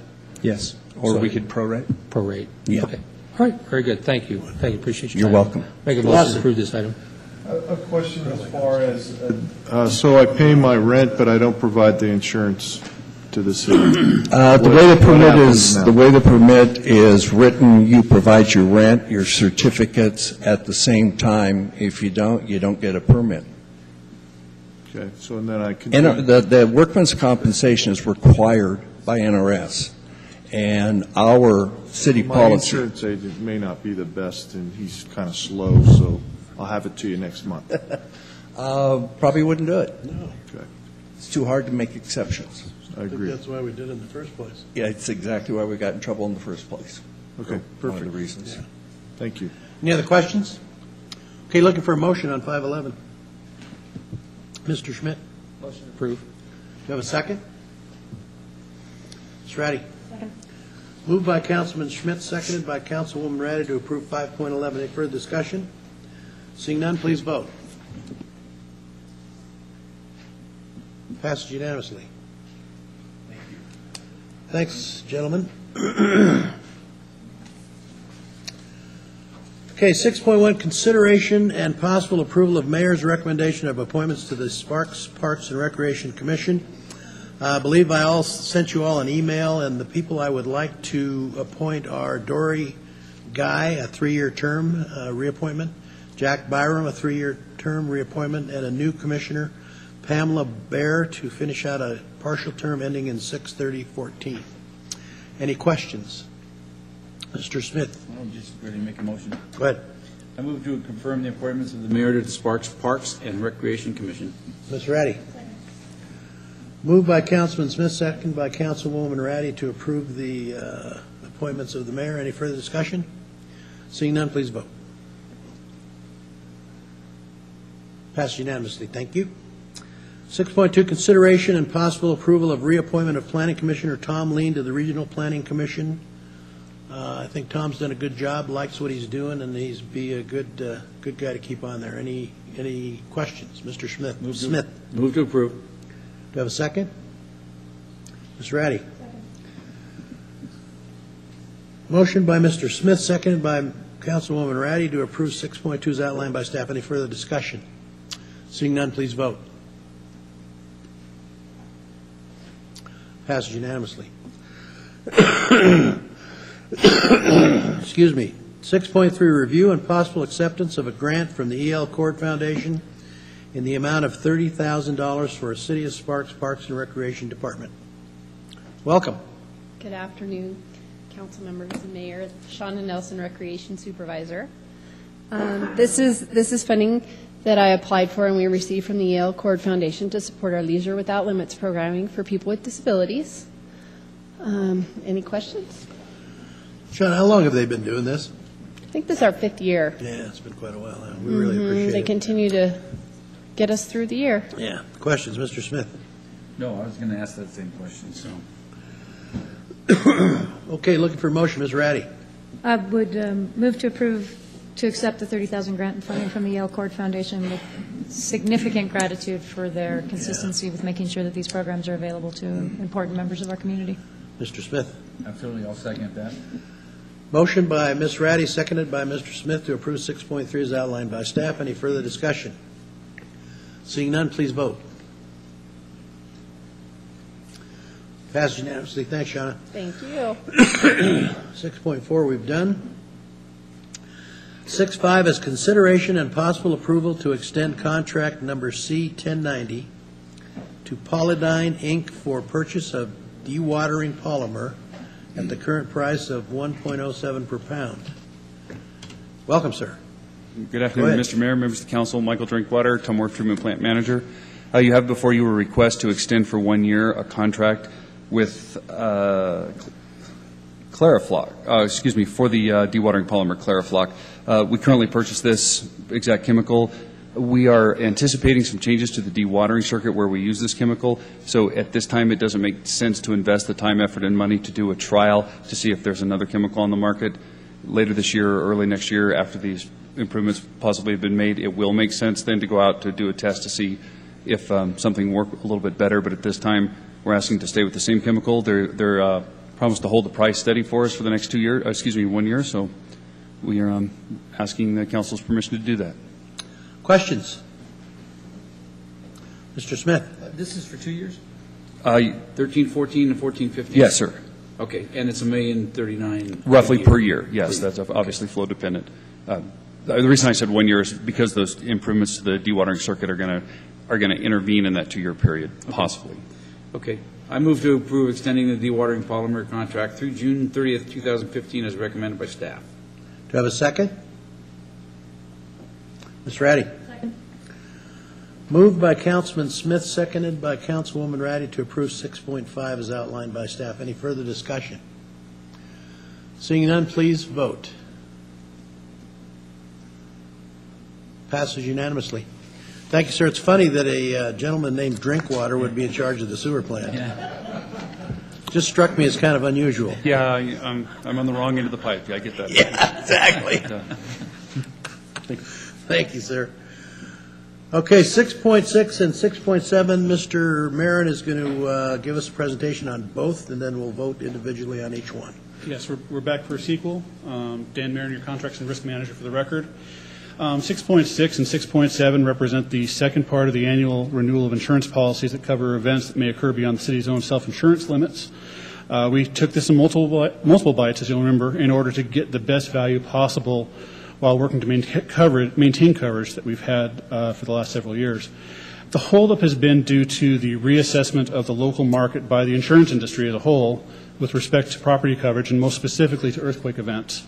In short, the insurance market feels that the risk to this area is higher than they previously thought it was. They think there's a bigger risk in the area, and because of that theory, they have attempted to reprice their policies while also limiting their coverage exposure. So prices go up, limits go down, and we're stuck in the middle trying to find a solution. This is a regional issue, and some of you who sit on other boards may have seen this at other local agencies as they've renewed their own policies. In seeking a solution, we were challenged with an insurance market that initially quoted, when we first came across this, an increased premium rates of more than 50%. They were looking to charge more than 50% in terms of premiums, while in some cases dropping our coverage by more than 75%. That's quite a big hurdle for us to cross, and so therefore with some qualifications we're reasonably pleased to have retained coverage that represents an increase of only 17% to the city and only 13% to Tumworth. Our brokers from Wells Fargo, Gary Roberts, Brandon Lewis, their team have been tireless in seeking a solution, and that's what's now represented in this item. We are seeking to change carriers and join a risk insurance pool. And from your staff report, what that means is the proposed policy under consideration moves this coverage from traditional insurance policies that were serviced by affiliated FM and travelers to a pool program called the Public Entity Property Insurance Program. I'll say that once. It's a property insurance program which has more than 6,000 insureds in 45 states. It was started in 1993 and includes cities, schools, universities, airports, seaports, states, districts, and hospitals. It's the largest property placement in the world with about $320 billion in insured values, and is administered by Alliant Insurance Services. The program is designed to provide us flexibility for each of the separate entities to be able to elect various coverages, as we've done, and various deductibles, as we've done. So what's changed? The proposed policies retain our coverage limits for each facility. That's $40 million to the city, $50 million to Tumworth. However, the deductible amount does move from a predictable static amount, whereas before we were paying 100,000 per location, to now it's a sliding scale, which is at 2% of value of the structure that's being insured. So if we have damage to a particular building, we're looking at 2% of the value of that building as deductible should we file a claim. This was going to occur regardless of whether we made this change from a traditional program to a pool program. It's one of the risks that we take, but one that your staff recommends. In terms of any new coverage, I touched 2 weeks ago on the issue of cyber liability coverage, and I am at least pleased to say that the policies that are proposed here do include cyber liability coverage at even higher limits than we were looking at last go-around. So I'm pleased to try to answer any questions you might have. Additionally, our brokers are here to help you with any specific policy questions, but we really want to thank them for their work. It was our intention originally to get this in front of you at your May meetings, so we'd have some more time to think about it, but frankly, the markets were just such to where we were beating the bushes up to and past your deadline for the staff report by about 5 days. So thank them for their work, and if you have any questions. Questions for Mr. Marin or the insurance brokers? Okay, seeing none, looking for a motion on 6.6. Mr. Schmidt. Thank you, Mr. Mayor. And thank you for your time on this. I know how hard these insurance policies are to get renegotiated in a time like this, so I appreciate your taking. Why I'm not really pleased about taking on the additional risk and additional cost. It's better than the alternatives at this point. So with that, I'd like to make recommend a motion to move to approve the purchase of recommended insurance policy for 2013-2014 and authorize the execution of the required policy documents that are recommended by the contracts and risk manager. And I'll do that for the first one, 6.6 first. Mr. Smith. Second. Motion by Councilman Schmidt, seconded by Councilman Smith to approve 6.6. Any further discussion? Seeing none, please vote. Passes unanimously. 6.7. Mr. Schmidt. I'll make the same motion for 6.7. Do I have a second? I'll second. Moved by Councilman Schmidt, seconded by Councilman Smith to approve 6.7. Any further discussion? Can I ask a question? Sure. Off the subject? Are you insuring the flood project also? Yes. I thought so. Are we going to be a member of the pool? I'm sorry, we being the flood project? Might be a little off the agenda. It is a little off the agenda. I apologize. Just say yes. No. Yes or no? No, I wouldn't anticipate it. Okay. Thank you.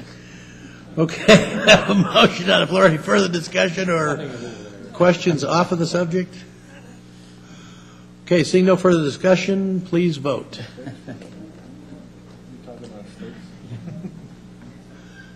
Passes unanimously. Thanks, gentlemen. Gary, I can see you've been working hard because you've got bags under your eyes. Brandon looks pretty fresh. Okay, thanks, guys. Okay, 6.8, consideration and possible approval.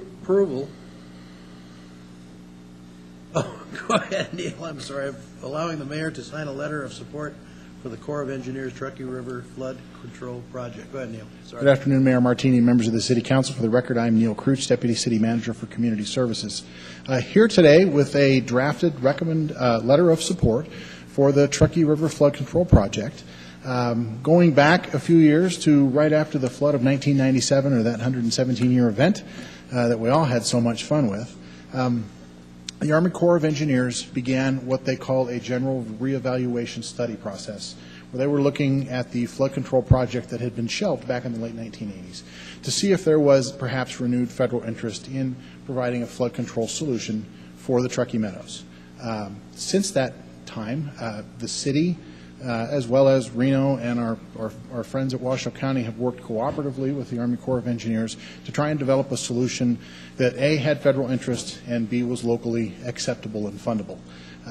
Very recently, the Army Corps of Engineers did publish draft general reevaluation report and environmental impact statement that recommends that there is federal interest in a 50-year solution, 50-year flood solution.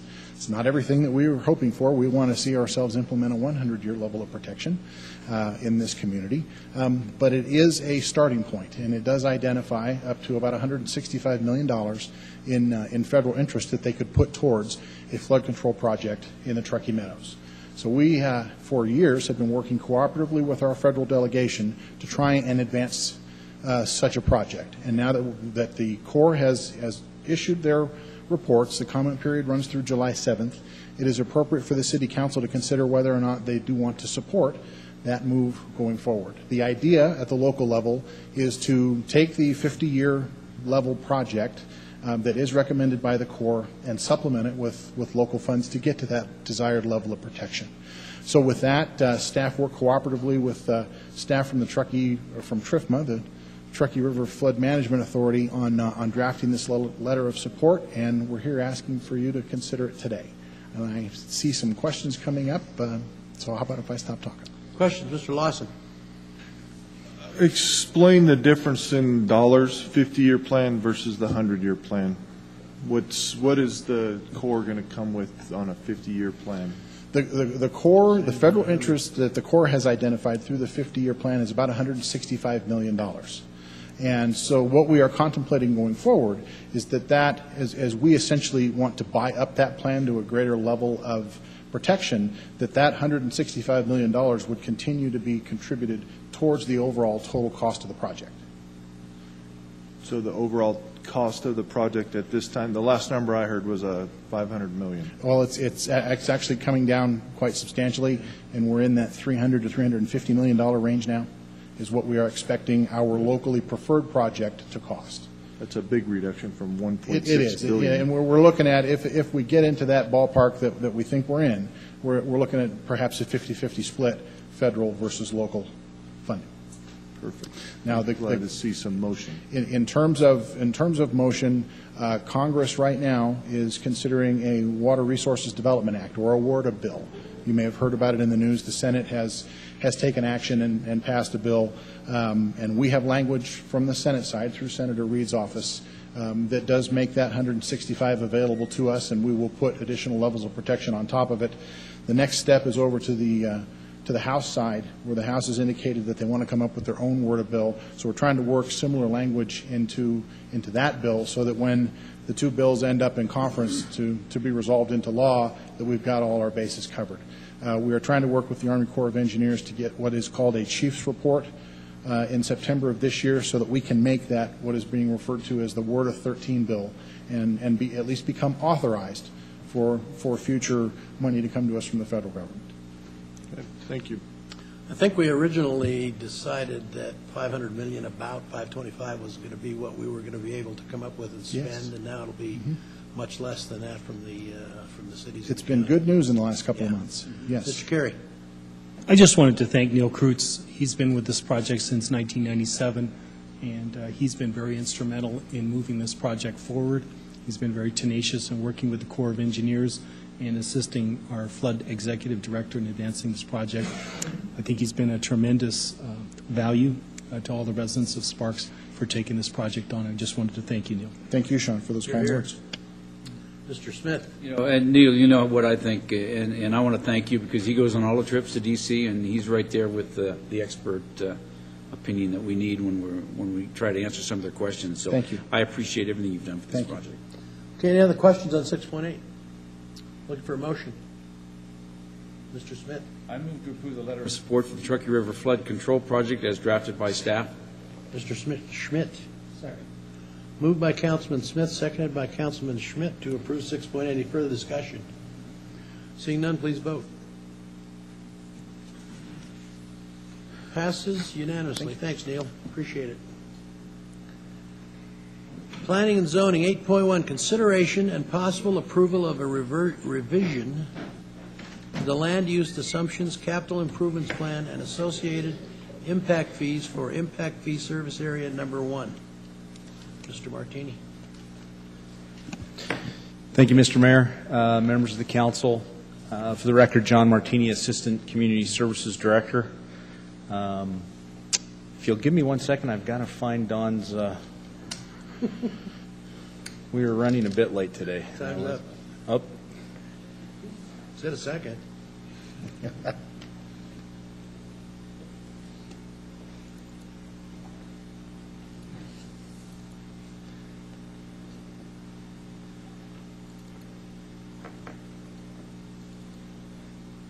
And there it is.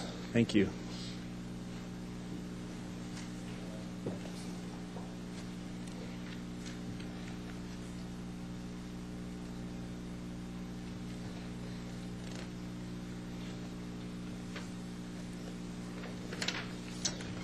Donna, can I have the overhead quickly, please? I'm before you today to request your consideration and approval for revision to the land use assumptions, capital improvements plan, and associated impact fees in impact fee service area number 1. I'll walk you through a little bit of the history of it. And then the fine gentleman sitting to my left is Don Pulowski from the Bowling and Momola Group. They have been instrumental in helping us with every impact fee update. In general, we put the data together. We hand it off to Don. Mr. Pulowski processes the data, checks our data, and his end product is our impact fees, the actual rates. So what is on the overhead now is impact fee service area number 1, which that's our current boundary. It's been modified a few times as the program has grown. It is generally the old North Sparks Sphere of Influence plan. It's La Posada to the north, roughly State Route 445 Pyramid Highway to the west. We added in the Galleria project into the impact fee service area. One curls around through the vineyards and takes in Triple Crown, which was part of the Kylie Southern Development Division, cuts across basically the top of Vista Miramani back into Section 18, and then heads back up to the north, incorporating Wingfield Springs, Foothills, Upper Highlands, and then back to La Posada. The intent of the impact fee service area began with the NSSOI as the master plan came in together to bring this portion, which I call Northeast Sparks now, into our city. Capital needs for infrastructure were identified early on in the early 90s. They included at that time flood control, fire stations, parks and recreation facilities, mainly our trails out there, as well as Golden Eagle Park. Sanitary sewer, 2 main trunk lines needed to be run to the north, the northeast and northwest sanitary sewers. And in 1994, in the first voluntary program, we actually had road impact fees, which left the program when RTC took over and we had the regional road impact fees.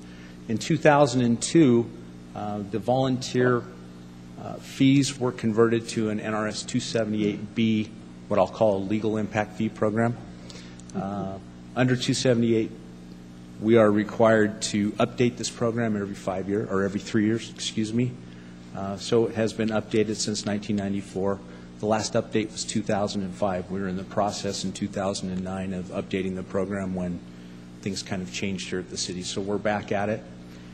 This time around, staff performed a very comprehensive review of the land use plan inside impact fee service area number 1.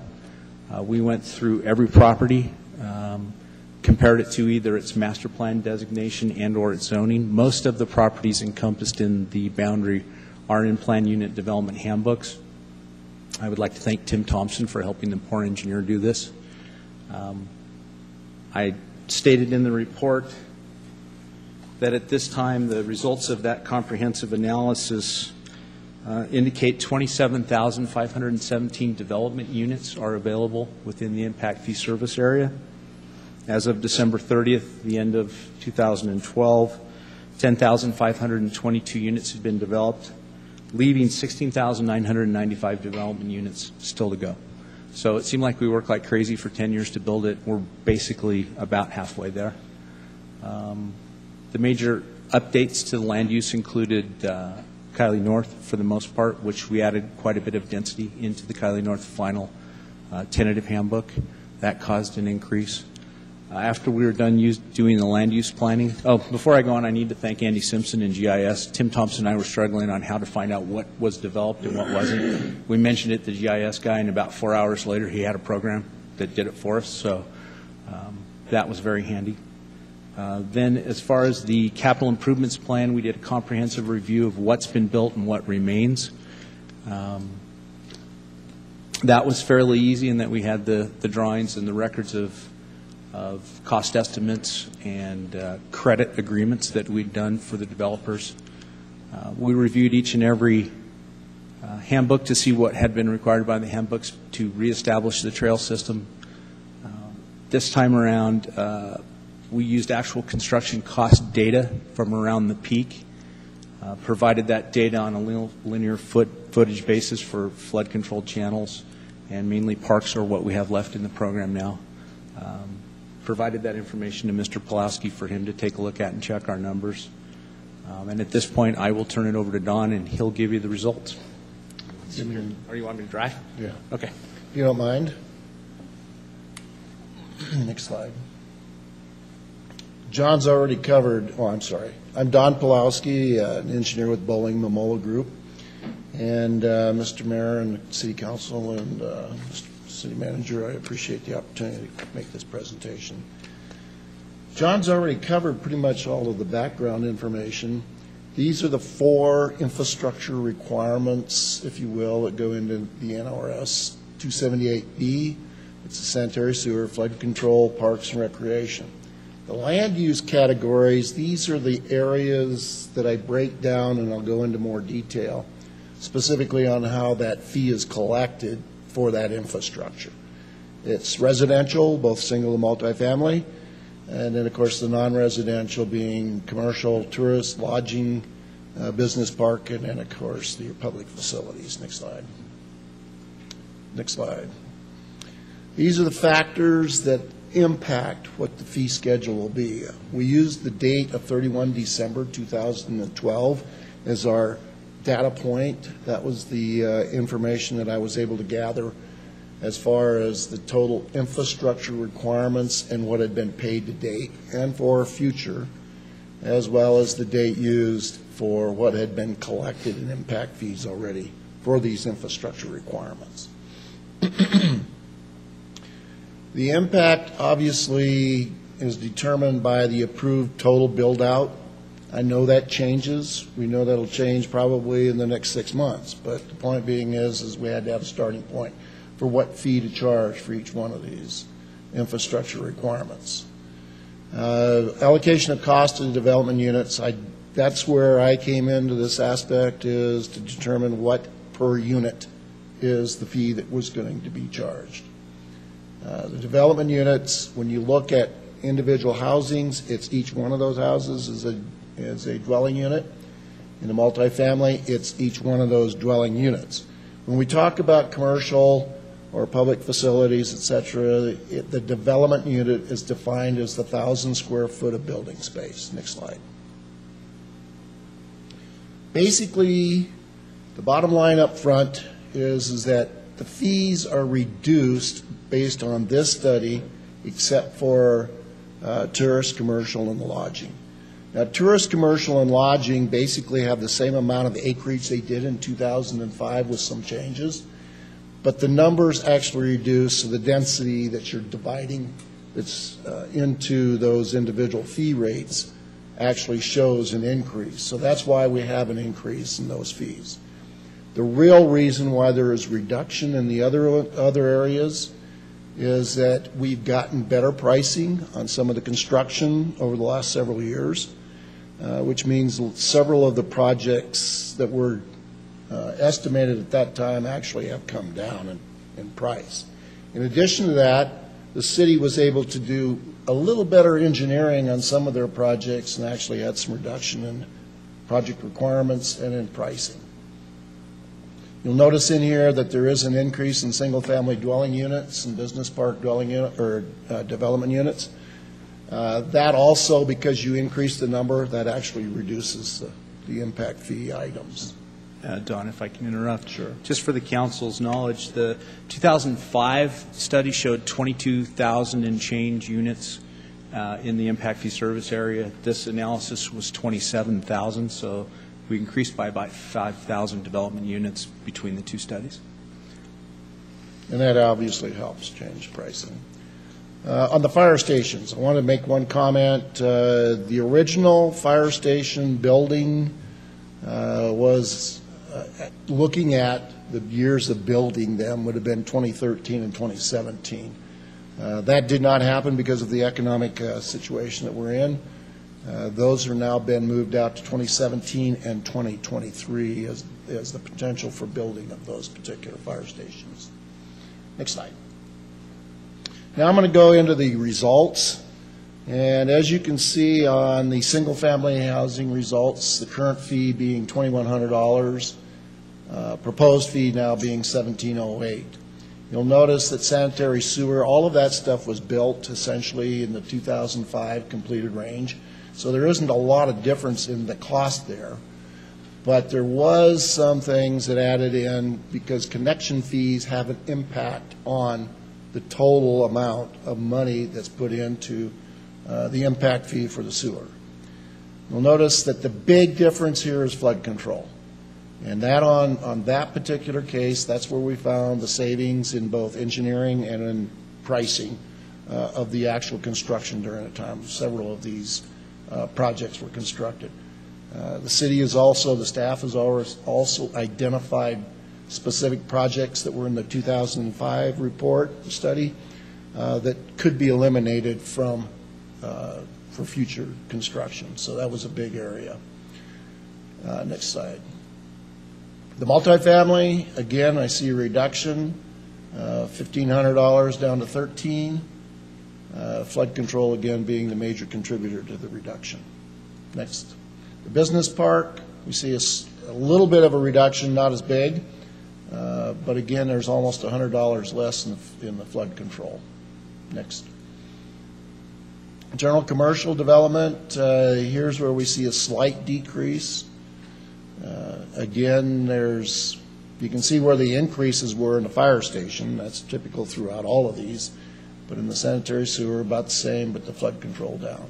Okay, now we get into public facilities. A slight decrease again.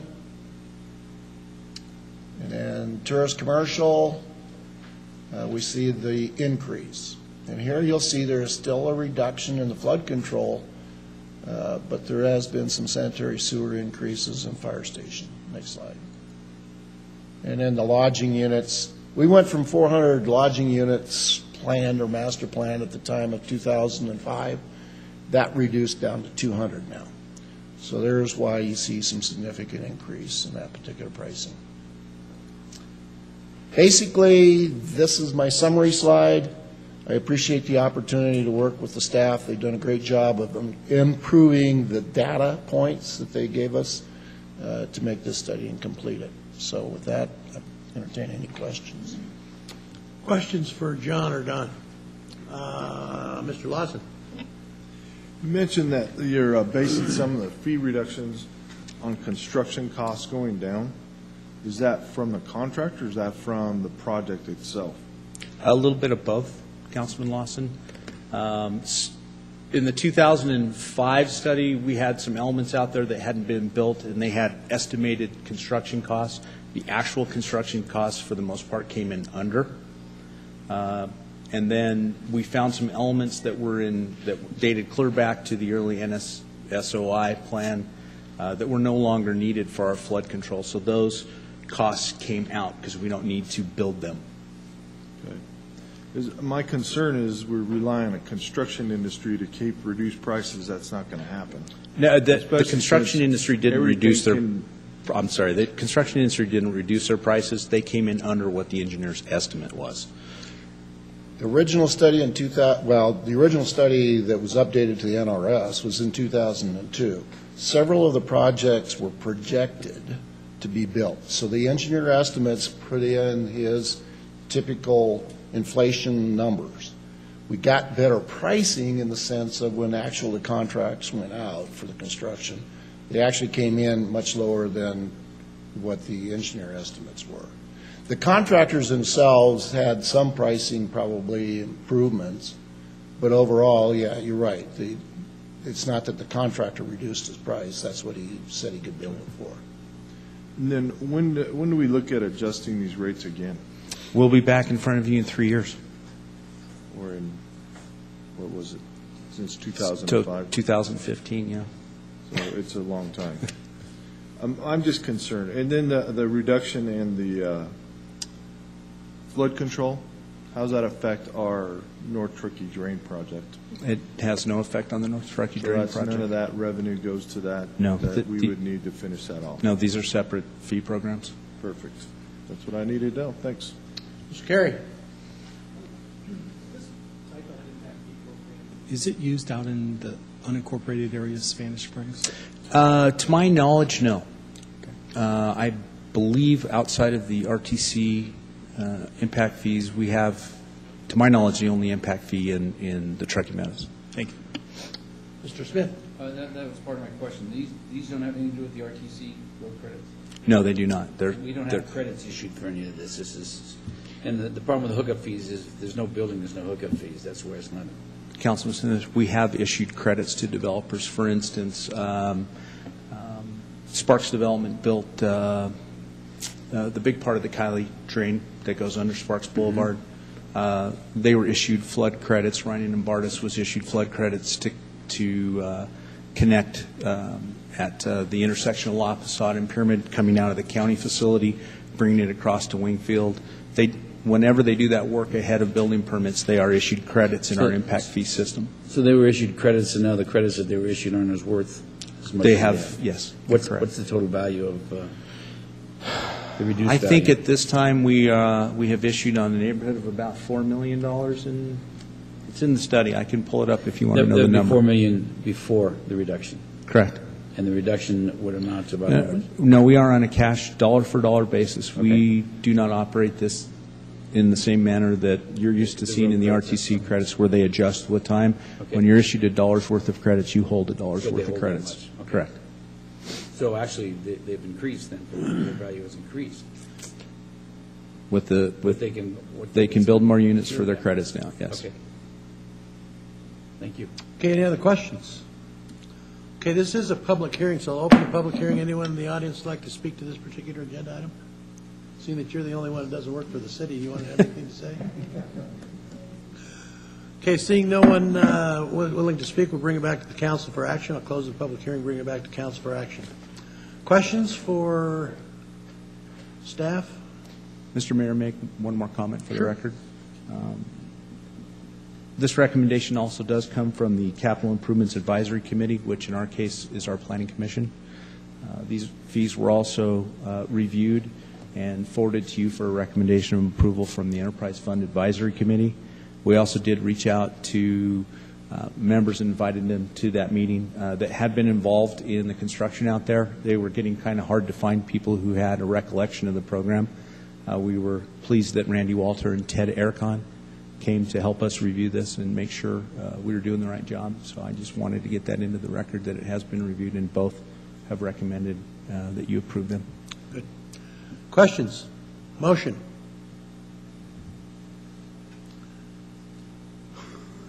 Mr. Smith.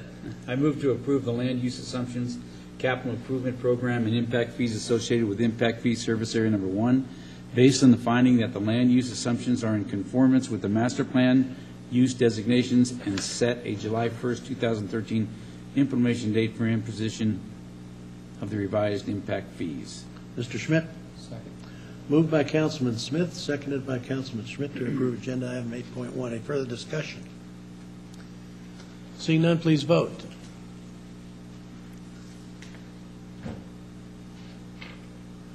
Passes unanimously. 9.1, we are going to close door, Sean, so we'll do that after comments from the public. Anyone in the public like to speak under comments from the public? Comments from the city council or city manager? Mr. Lawson. Oh, mine was on by accident. Mr. Smith. I have just a couple of questions. Drain, when are we starting the drain?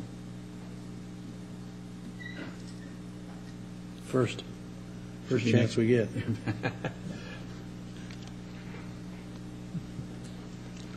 For the record, Neil Cruz, Deputy City Manager for Community Services. We do not have a fixed date at this point in time. We are out acquiring property and easements, and you should actually see the first easement purchase on your July 8th agenda. Okay. So I would say right now we are hopeful that we will get on the street in the month of July. It may slip into August. It depends on how our continuing conversations go with the property owners. And how many more easements do we need? Well, there are a total of 11, and we have made contact with all 11 people. I think we are verbally in good stead with 4 of those right now, and working with others. There are no identifiable hurdles that I can throw out and say this might hold us up right now. I think that's good news. Okay. And as soon as we get those, we can get people to work and get that drain going. Yes, sir. Okay. Sir, yes, sir. And I have one more question, if I could, and this is for our attorney. The rules or the penalties for people that are caught with the graffiti, that are doing graffiti, is that set by the legislature, or is that something we can do? Set by Nevada law. Set by the Nevada legislatures. Okay, so there's no ordinance that we have that we could... We cannot impose a greater penalty than what is already imposed by the NRS, which is a misdemeanor. Okay. They're looking for death penalty. It's sad because they're getting it's out of control. It is, no doubt. I'm wrong. Now the statutes, I believe it's called malicious mischief, and there are enhanced penalties for putting graffiti on places of worship, cemeteries, memorials, those types of things, schools. But generally speaking, it's a misstep. You know, and this comes from some conversations with some of our citizens. And I pointed out the Vista Wall where we could put anti-graffiti paint on there. And his answer was, yeah, but the city can afford that. It's $300 a gallon. Whoa. And these private people out there, they can't afford it. They're getting hammered on this stuff. And for me, well, I don't know what the penalties are. Maybe we should talk about that at the legislature in 2 years. It's ridiculous. Sure.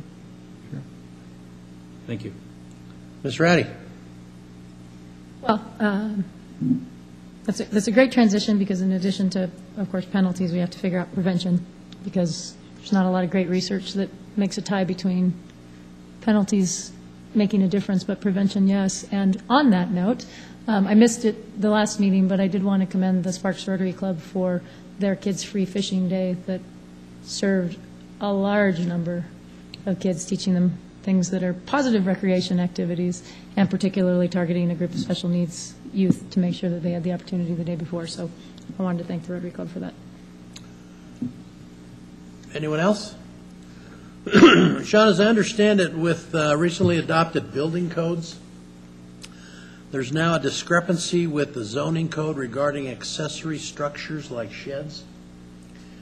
And when building permits are required for those structures that I believe should be rectified. So I need you to please direct staff to bring back to the council for consideration.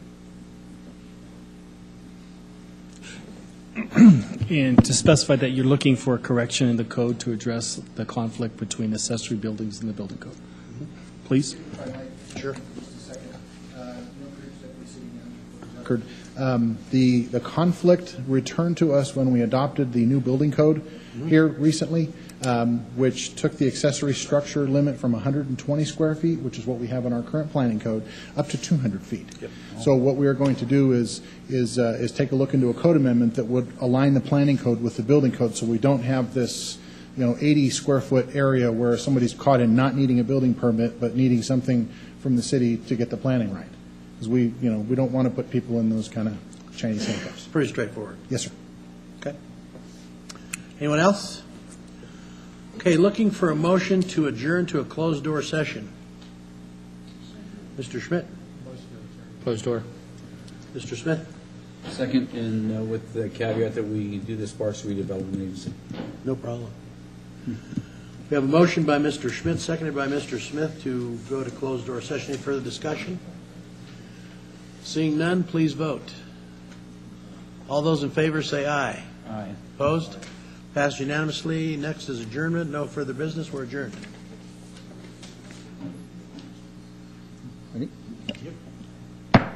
Okay, I'll call the order of Sparks Redevelopment Agency meeting for June 24th, 2013 with a roll call, please.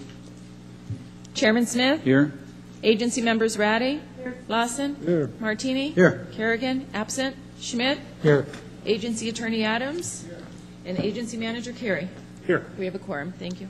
Okay, I'll open up the public comment period. Anybody in the audience wishing to speak at this time? Seeing none, we'll bring it back to the agency.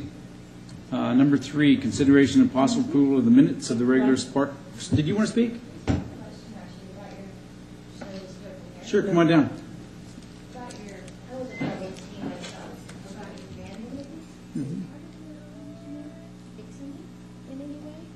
Instead of having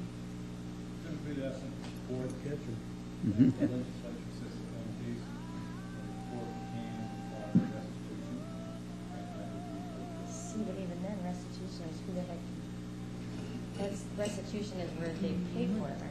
I'm talking. Well, no, restitution would be either paying for it Physically or coming community out. service like repairing that graffiti and repairing other graffiti in other parts. And I may have misspoke here a little bit. It's a misdemeanor for the first offense. Ultimately, you can get up to a felony. Okay. And I do believe that they take pictures of some of the graffiti, so if they catch somebody and they're using the same signs and stuff like that, then they can get them for everything that they've done. And they should be out there fixing it in that way, because when they actually have to put physical labor into it, they're not going to want to do it again. Being locked behind bars, just from personal experience, really doesn't. Yeah, 3 hots and a cot. Yeah, exactly. I was just wondering if it was part of their punishment to actually go out and fix things that have been vandalized. Typically, we ask for that whenever we get a conviction. That's good. I was just wondering. Thank you. Okay, so now I'll bring it back to the agency. Consideration and possible approval of the minutes of the regular Sparks Redevelopment Agency meeting for May 28, 2013, and changes. Move to approve. We have a motion. Second. And a second. Any further discussion? All in favor say aye. Aye. Opposed? Passes unanimously.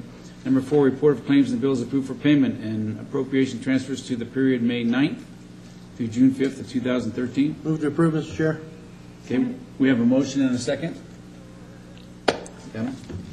Any further discussion?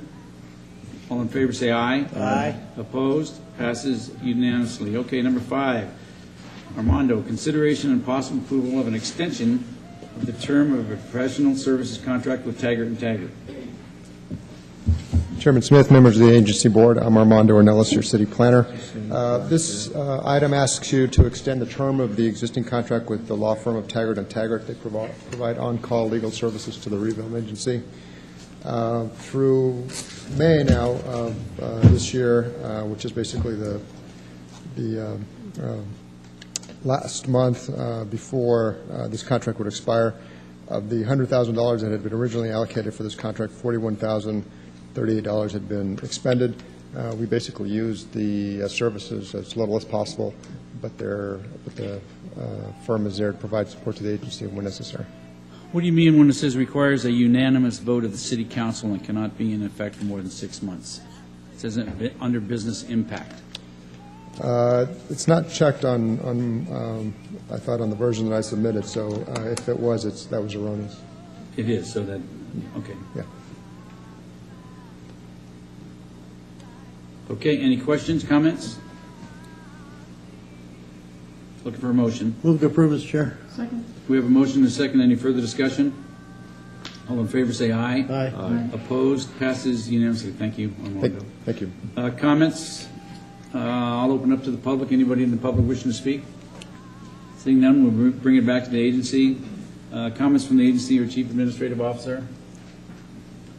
Okay, seeing none, we are adjourned. Thank you. She's saving me, she's saving me, grace, grace. She's saving me, she's saving me, she's saving me, grace, grace. She's saving me, she's saving me, she's saving me, grace, grace. She's saving me, she's saving me. Oh yeah.